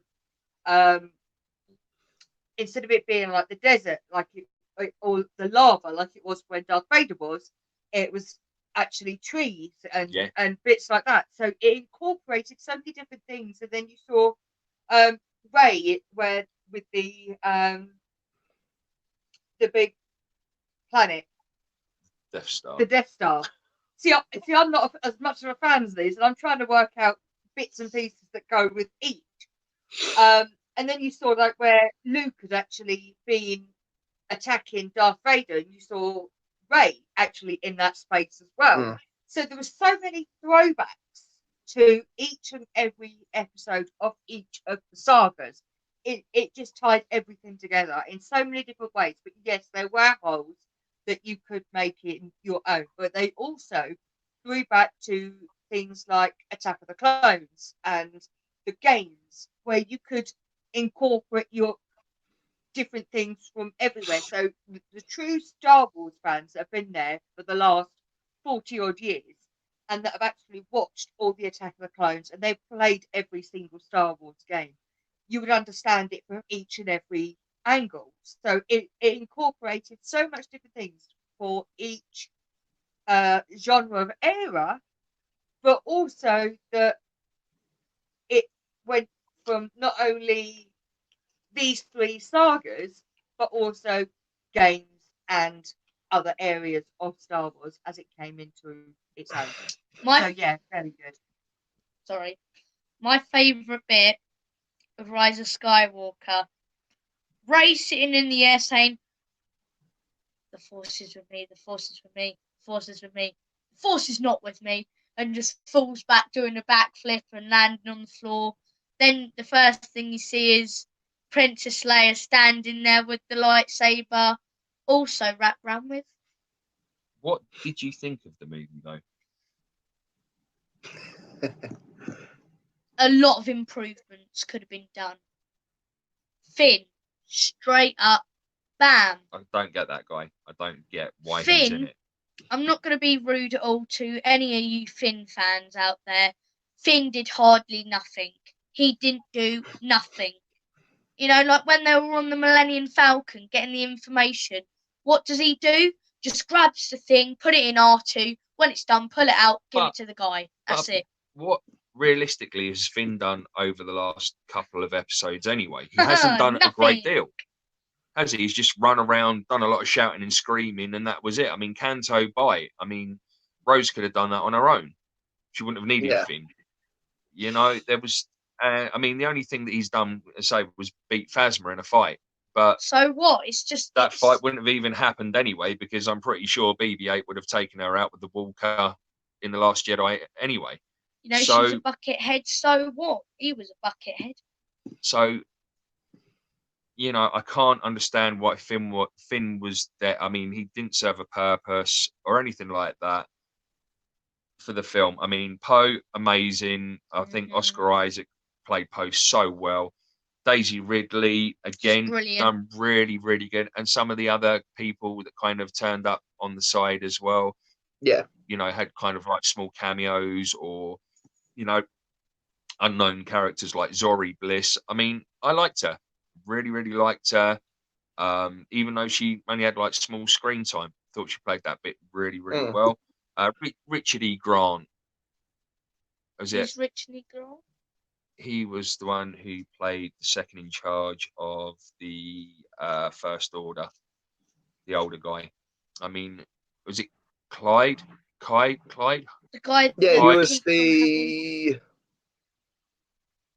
something general. He had a title. It was some. I can't remember. He was but like, yeah, he was like the second in command under Kylo Ren. I mean, I thought he played that really, really, really well, and obviously the Emperor as well. What I'm going to do, Cal, is I'm going to run through the plot quickly so people have got a little bit more of an idea.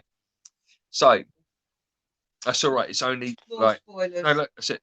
That's it. That is it. I've kept it good, courtesy of my friends at Wikipedia.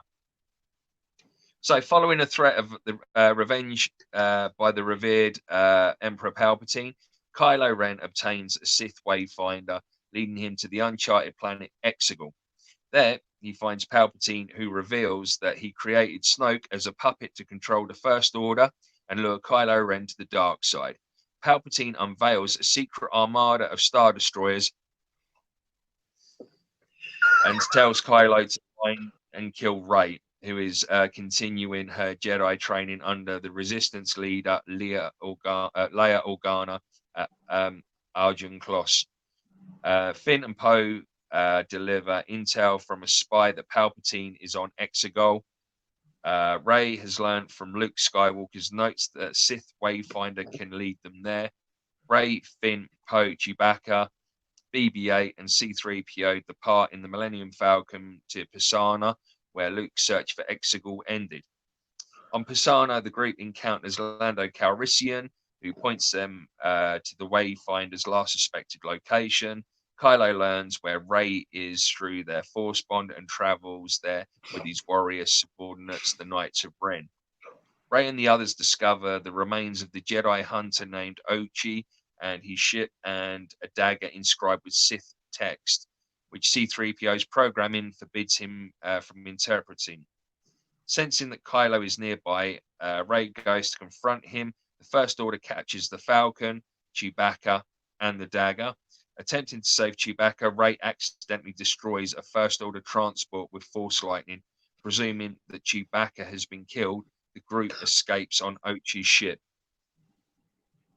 It was a bit of an emotional moment, that one, wasn't it? Yes, it was. I hated that scene so much. I took tissues just to be on the safe side. Sarah threw a packet of tissues at each one of the guys that were sat there. Mum even thought I was going to cry, so she gave me 2 packets. Yeah, but we did on the first time we watched it. Yeah, we did. And I've got tissues. So Poe suggests traveling to Kijimi to have the Sith text extracted from C-3PO's memory. The process reveals coordinates to the Wayfinder. Rey senses that Chewbacca is alive and the group mounts a rescue mission. While Kylo searches for Rey, the group infiltrates his Star Destroyer with the help of Zori Bliss, an acquaintance of Poe's. Rey recovers the dagger and has visions of her parents being killed with it. Kylo informs her that she is really Palpatine or the Emperor's granddaughter. The Sith Lord has ordered Ochi to recover Rey as a child, but her parents hid her on Jakku and protected her. General Hux saves Poe, Finn, Chewbacca from execution, revealing himself as the First Order spy. He permits the group to escape on the Falcon, but is discovered and executed. The group arrives on Kefbir, where Rey locates the Wayfinder on the remains of the second Death Star. Upon touching the artifact, she has a vision of herself as a Sith. Having tracked them, Kylo destroys Rey's Wayfinder and duels her. Dying Leia calls to Kylo through the Force, distracting him as Rey impales him.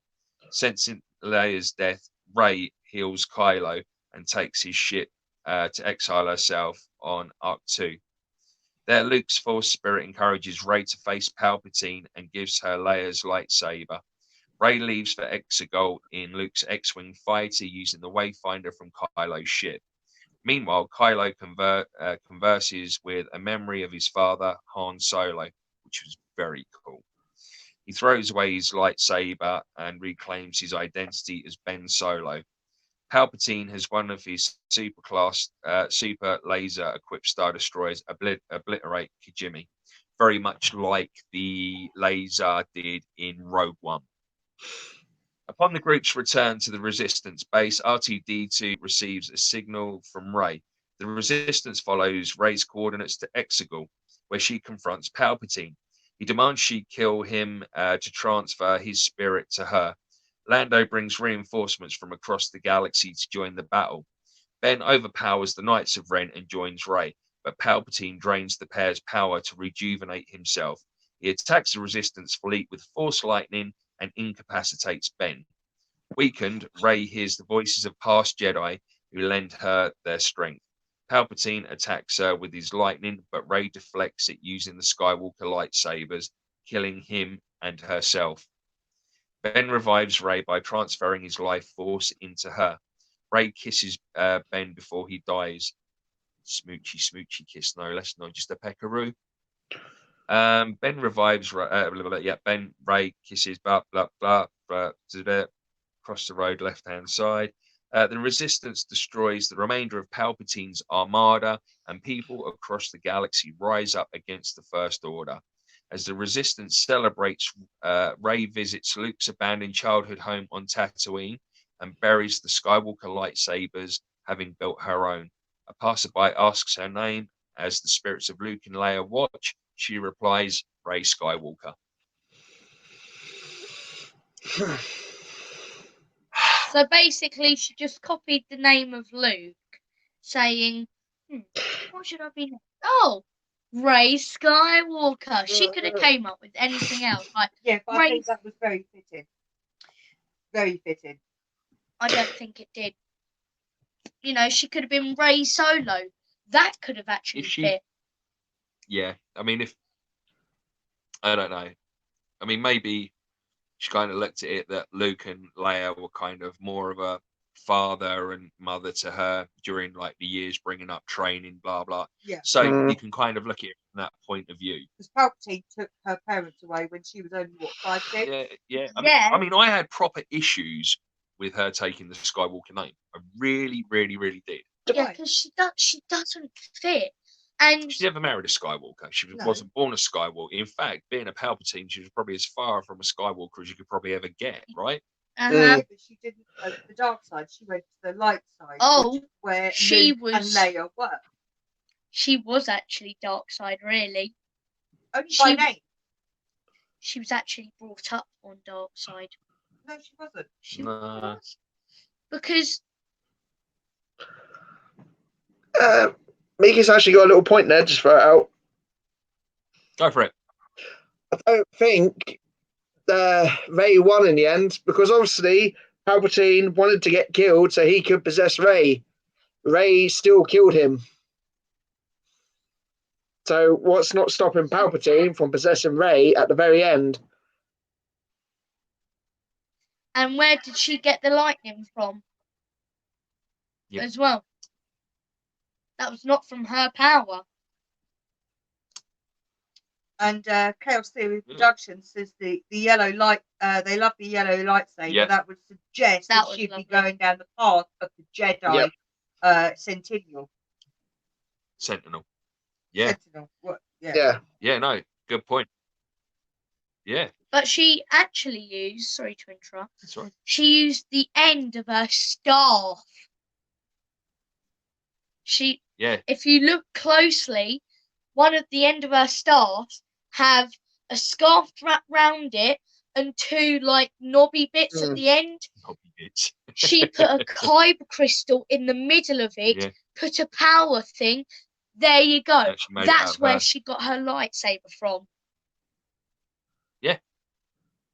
But I mean, I thought out of all of them, it was the best. Out of the recent one, it was the best. There was so much more they could have done with it. Granted, okay, but there was so much more they could have messed up. I mean, I'm not sure. I think me and you were talking about it the other day that there's reports going out at the moment that they're possibly going to release the uncut director's cut version with all the extra added footage, with also the bit with Aiden Christensen, Obi-Wan.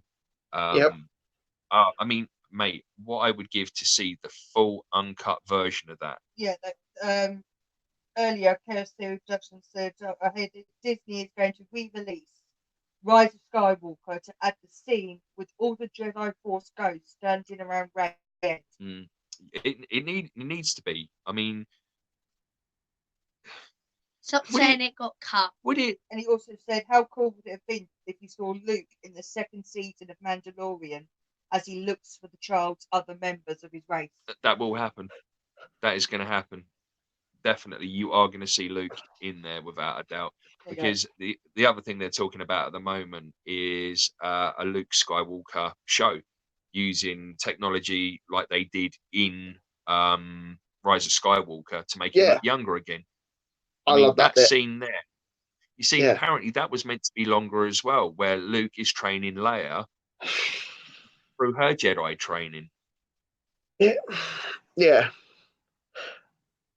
On JJ's side, I would say he didn't have enough time, if that makes sense. Because obviously, where he didn't direct Last Jedi, he had to be like, yeah, how do I do it? Obviously, he's putting bits together and he's hoping they work well, if that makes sense. But they did. But he also managed to splice in there good old-fashioned Star Wars lore, which is going to be great for the upcoming stuff.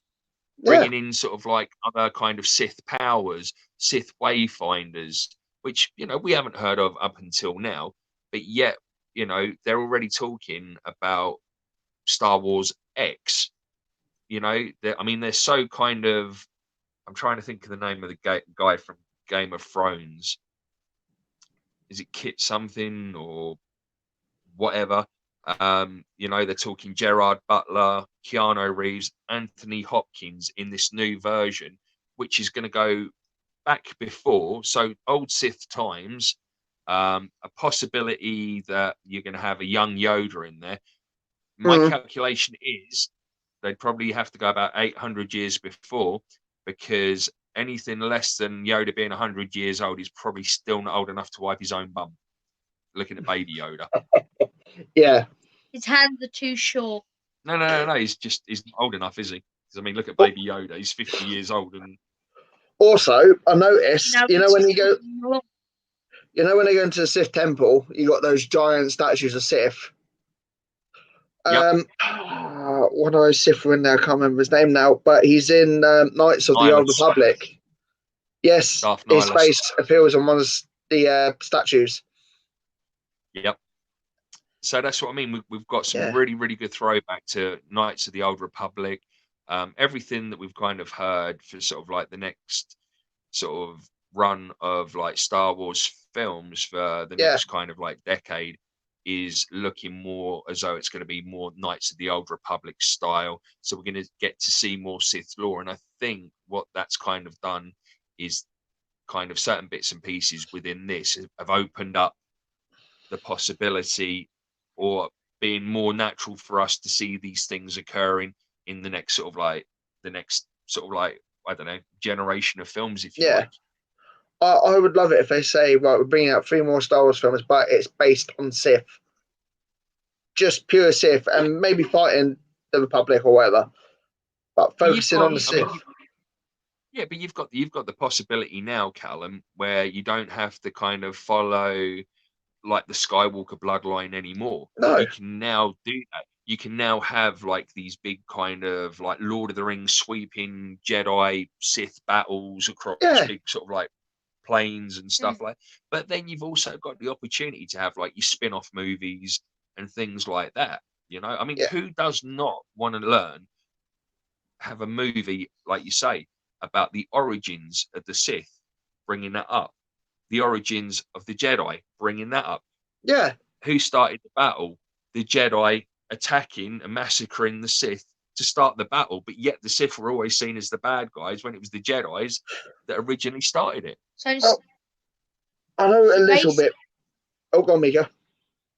No, sorry, Callum. All right. Well, I know a little bit between the Jedi and Sith. They used to coexist with one each other. Yeah, they weren't friends of that. Jedi. Yeah, they had neutral interests, shall we say.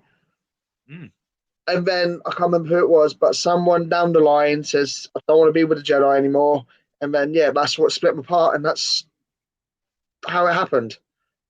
That's right. And then, the Jedi ended up massacring the Sith, which was a bit naughty, really, weren't it? Bit naughty. Yeah. Right, let's have a look now. So, how do you rate? Sorry, I'm just looking for something. So, how did you rate it? On a scale of 1 to 10, how did you rate The Rise of Skywalker? 10. A 9. Books. We got for Christmas. Small one. Actually, I want to say 8.5. Okay. I would go with, I would go, I'd go a solid 8. Yeah, I thought it was really, really, because you're right. There's so much more they could have done with it that they didn't. But I think they've done well with what they had and what they could do. And actually, C-3PO actually did something in this movie for once. Yeah, C-3PO. Yeah, he was good job, sir. Terrible job, sir. They fly now. Now. And obviously, C-3PO is the only original cast member out of the entire Star Wars. I would like to point out this is something that Sarah got us both for Christmas. Oh, that's awesome. I love that. Yeah? Oh, yeah. I'm feeling that. They could have put that in Star Wars, like at the very end, like in very end scene credits or something. This is where I was going. With it. I would have sold my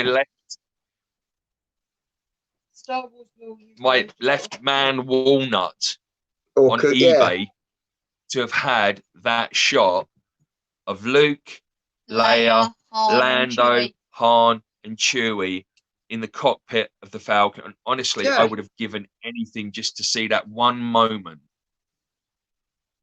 You know, I think, like, for us oldies, we were kind of really robbed and deprived of that opportunity to see that, because that would have been cool for me. Get that over and done with. I'm going home happy. And then obviously do your shot of like the new Star Wars characters together, which I can't see if I can get that round. Hey! Nice. Rise of Skywalker. Trying not to get the light in, but I'm trying. Move it a bit closer. Too close. That's very nice. Yeah. Oh, we've got the. And what I'm going to be doing is probably tomorrow I'm putting that up in my room. Nice. I liked it. Right. So. Yeah. Sorry, carry on, mate. Well, I was just going to say, have you ever seen any of the Marvel films before going with this? You know, at the very end of the credits, but no. At the very end of the credits, they have a little spin-off of what's going to happen in the next film or who's going to appear in the next film. They could have done this with Star Wars. Like at the credits to say, hold on, wait till the end, and then like your scene appears or whatever you had. The Han Solo, obviously the AEGR now, Han Solo, Luke, Chewie, Leia, C-3PO, R2-D2, Lando, whoever else. Yeah. Just even if they wanted to throw some of the old Force ghosts in, I would love that. But yeah. Who wouldn't? Luminara. Yeah. You would have seen her anyway if they'd left the bits in because she was meant to be there, weren't she? With Ahsoka, and apparently Anakin, you know, when he went into the Jedi temple to slaughter the younglings and all of that. Yeah. Apparently, he actually, I think it's one of the Jedi's, but I'm sure it actually might have been Luminara. He actually slaughtered on camera, because I believe that was also a cut bit from Revenge of the Sith. Yeah. Where they see all that thing. Apparently, that's a cut bit where he actually slaughtered one of the Jedi's as well. He had to slaughter temple guards, clone, and all of that. Wow. Quite serious. Okay. Well, I have one quick question before we carry on. What was your favourite throwback in this film? Wow. The red troopers that was on the Star Destroyers. The Sith troopers, no, yeah? it wasn't Sith troopers. It was the big where they had the black visualizers and then the red. Royal Guard. No. Oh, did they look like where, Captain you know, Phasma? they were standing. No, it's where they were on that old Star Destroyer. They're getting ready to shoot at the planet. You've got the officer, and you've got those red guys with the black suit. And then the officers, guy. Yeah, I know who you're on about, yeah. Yep. Mine, for me, was on when she gets into the Death Star, before she gets to the throne room. She goes in through this doorway, and there's just all this old stormtrooper armor. Yeah, the armory, helmets, layered all over the place, because you can imagine something like that kind of happening. You know? Oh, totally. What about you? Your throwback moment? My favourite throwback was when Lando and Chewie come with the whole fleet. My eyes spotted some ships. They had the old Star Destroyer that the clone troopers had. They had the droid ship, the one with the big ball in the middle, appearing. It was at the far back. You had one of the Ghost. Yeah, Ghost was there. Yes, one of the old Hammerhead frigates. I can't remember it. It's in Rogue One. Hammerhead Corvette. That's it. Thank you. There was loads there, but I was just like, your ship, come to me. And there was a Naboo starfighter there as well. I noticed in the background. Right, we've got 5 minutes left, so we're not going to be able to do all of these. So, Chewie, tell me, shall we open and review Boba Fett? I think we should do that one. Do you know what? Yeah, put those down, because it's you and you're our guest. We're going to do the Vandor Chewbacca. Okay. So, this is the Star Wars Hasbro Black Series. This one doesn't have a number. So the mighty Wookiee, nearly 2 centuries old, Chewbacca has fallen upon hard times during this age of expanding empire. How old is the century? Century is 100 years. So he's 200 years old. Well, he's 250. He's older now. Yeah, because they even said how old he was, didn't they? Son. Yeah. When he was playing hollow chess. Yeah. He's 250 years old. How is he still beating us at this game? He's got to be cheating. No, we're not saying he's cheating. No, we're joking. Shall we go and have a look at the cockpit? Yeah, he's cheating. He's cheating. Turn off the game. Right. Yeah. Okay, when he even asks him, don't turn off. That is one thing I noticed as well. Quickly, Finn started understanding Chewie. Yep. So it's some nice artwork in there. Oh yeah. Yeah. Obviously, this is the Han Solo or Solo movie, if you like. See what I did there? Version of. Oh wow! I love the detail on this bad boy is awesome. They have got.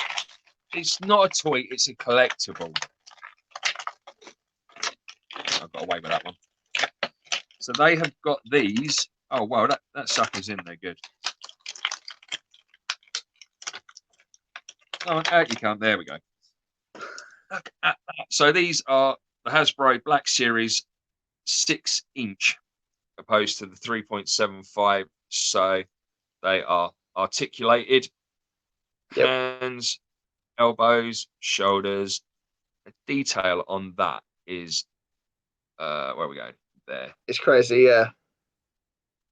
I don't know. Is this? Am I in focus for that?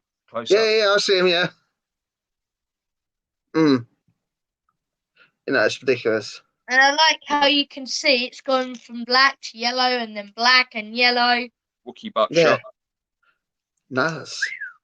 Yeah, I mean, even like his little man bag, his satchel. Yeah. Basically, everything to a fine point. He's got his goggles in there. You need to put the goggles So I would on. like to point out that this one was actually not a Christmas present. This one was a gift from my wife, who is sat over there, because I started collecting them. But the blaster. Oh, they will go up once the new studio's built. They will all be up nice with the helmets. That bad boy. It's a shame he didn't keep that gun, to be honest. I don't mind the bowcaster, but that gun looked like it packed a punch. Love the bowcaster, no matter what. I like this thing. Yeah, love the bowcaster so much. And then, obviously, The I goggles. don't know if I'm going to take these out.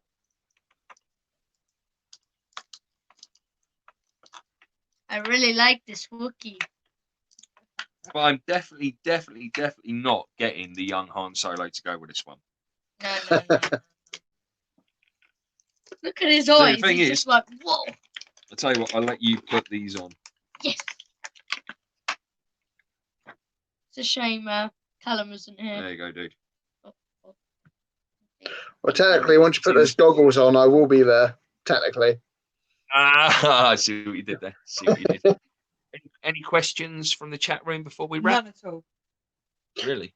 Will be that boring? Oh, wow. They're actually elasticated. We were boring. We've got no questions, Callum. So, He's gorgeous. Oh, he's so pretty. Look, they're actually elasticated. Is there somewhere where you hang this gun? he holds on to it, doesn't he? How big is Say again, mate.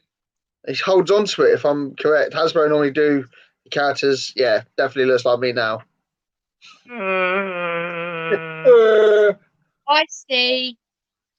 I maybe hold it from there. Try there. No. So it's got to go all the way in there. That's a bit give much. it a bit of force. Got to give it some welly. That's what we did there. Use the force, Dad. Use the force. Right, that's going to take some getting into. Right. So there's that one. But yeah, that is really, really cool. We like that one. And it's a shame because where we spent so much time on The Mandalorian, we still had Boba Fett to open. Yeah. And Darth Vader to open. It's a shame we can't go overtime. I'd totally do overtime. Should we do another one? Chaos Theory says you guys were great, very entertaining. Should we do another figure, Cal? Have you got time for another one? Yeah. Do both of them. Do it now. Do you want us to open Fett or Vader? Let's do Vader. You have to do one good, one evil. Callum knew I wanted to do Vader. You can see it by my face. While they're opening another one, just wanted to let you know there's not going to be a show for a few weeks. Next Friday, I go into hospital for an operation, which is going to put me out of commission for a few weeks. So it's going to take a little while for me to recover. The boys may pop on and put bits on YouTube as they do them. You know, when they're doing their muckabouts and their walkabouts and whatnot, because they're going to be able to get out and about. It's just me that's going to be taking a little while to recover. So there's not, like I say, it's going to be a few weeks. We will keep you up to date as to when we get back on track, and we'll be able to let you know what our plans are. But it's going to be a few weeks break so I can recover and convalesce. Yep, there's no other ulterior motive. We're not disappearing. We're not going anywhere. But Sarah's got quite an invasive procedure to have done. So she's going to need a lot of care at home, and doing shows and things like that just wouldn't be good, and it wouldn't be right doing them without her. To be fair, Seeing as I'm the one that does the production, and he has no idea how to do that, it's not a great idea to leave him in charge of the computer. So there is that. Yep, there is that. he does have a knack for pressing buttons, as we found. Should have seen me at the time I got arrested and I was in the back of the police car. Oh, buttons. Right, okay. So this one is the number 2. So after Darth Vader and Luke join forces to defeat the Emperor, Vader asks Luke to help him remove his just once let me look on you with my own eyes. So you can take off the helmet. I can already see it. I think you can. Remove your helmet. Remove my mask. Let's have a look. So oh my gosh, he's already holy. Sarah, he's on the wires. Come on, shift. No, you've got the wire. Dougie, shift. You get burnt by the wire, you Wally. He took the power pack with him. Right, okay. So, nice, long. Oh, yes. Look at that. You don't get that with a lot of the other ones. That would even make Batman jealous. Yeah, Quite funny that I've actually got a very, very good replica Christian Bale 6-inch Batman. No, seriously. And the Heath Ledger one, Joker one that goes with it is amazing. Oh, wow. Oh. Does it? Told ya. Hello. Hey! Oh, that's awesome. It's Baldy himself. I was not expecting that. What did I tell That is you? epic. The That is detail awesome. on that is insane. That is. Try and get that bit. Oh, wow. And then That's crazy. I tell you what, Cal, I'll get a couple of shots of these and I'll send them to you on Messenger after. Yeah, man. Detail on that is amazing. Really is, and it's crazy. Proper full material. That is wow. That is genuinely amazing. Dad, put him in your work pocket, and as you go around, just say, "I got my new friend." Yeah, spending time with my best friend. But he's very ugly and he's bold. So let's have a look. What does? Do you know what? I'm genuinely made up with that because you can actually link it back on and put it there. So the eyes on it. I know. Well happy with that. She's so happy. You can see it. I'll be back here. Smoke red. Yeah, because you can see where he's been electrocuted. Look, his helmet's a bit damaged. Real detailed hilt as well.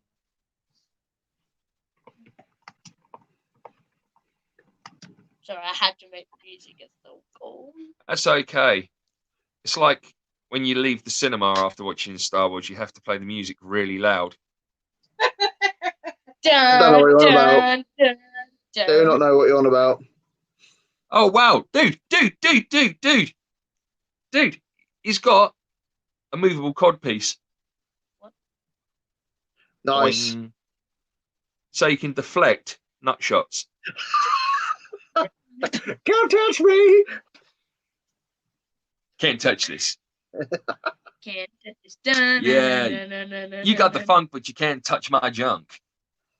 That's cool. So very, very cool. Happy with those. But yeah, I'll send Next you some one. pictures on that. No, that's Yeah, it man. now. Please do. Right, so there we are then. Another Callum? show completed.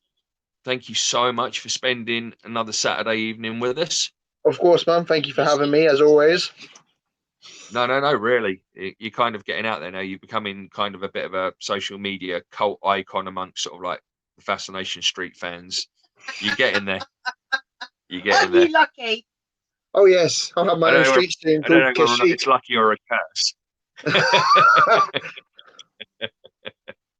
Right. Okay, Cal. So thanks again. Are you sticking around or Yeah, are you I'll stick disappearing? around. I'll stick around, man. Okay. So get to you in a moment. So, Sarah, any last words?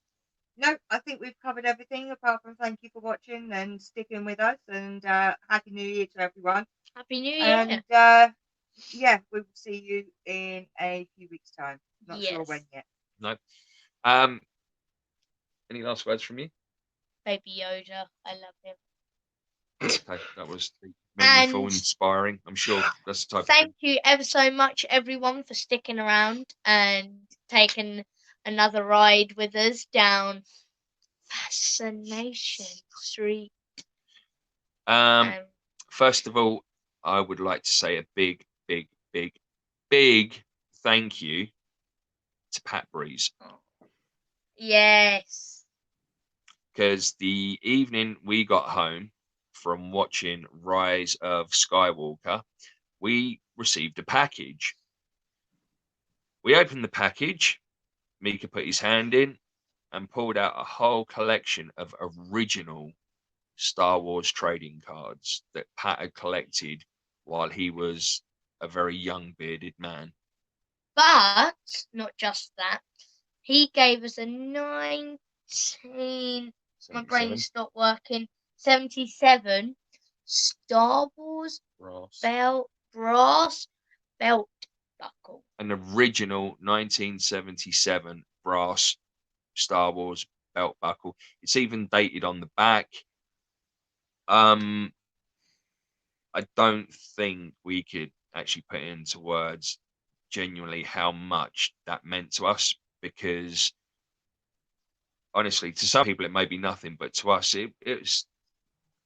That is a very big piece of history right there. And it's very. I did video it and send it to Pat. And it's also really, really beautiful that you actually gave it to us. At one point, I was just standing there, just like, what are these? What are we supposed to do with these? What are these? And then when Dad said that, I was just like, you didn't realise the kind of material we used to have as trading cards, the original trading cards that actually were cards, not the flimsy bit of paper you get nowadays. No. So, Pat, genuinely a big heartfelt thank you so much from all of us for thanks, that. Pat. We do have some trading card folders on the way, so we will be putting them all in there. Once they're all in there, we'll be sending you pictures of what they look like, because we also got some trading cards as well from when we all went to go and see Rise of Skywalker with Callum and the rest of the boys. If there's any space left in the back of the trading card fold, we'll put those in there just to kind of fill the space. Also, last week we received some books from a friend of ours as well, who may very well be watching.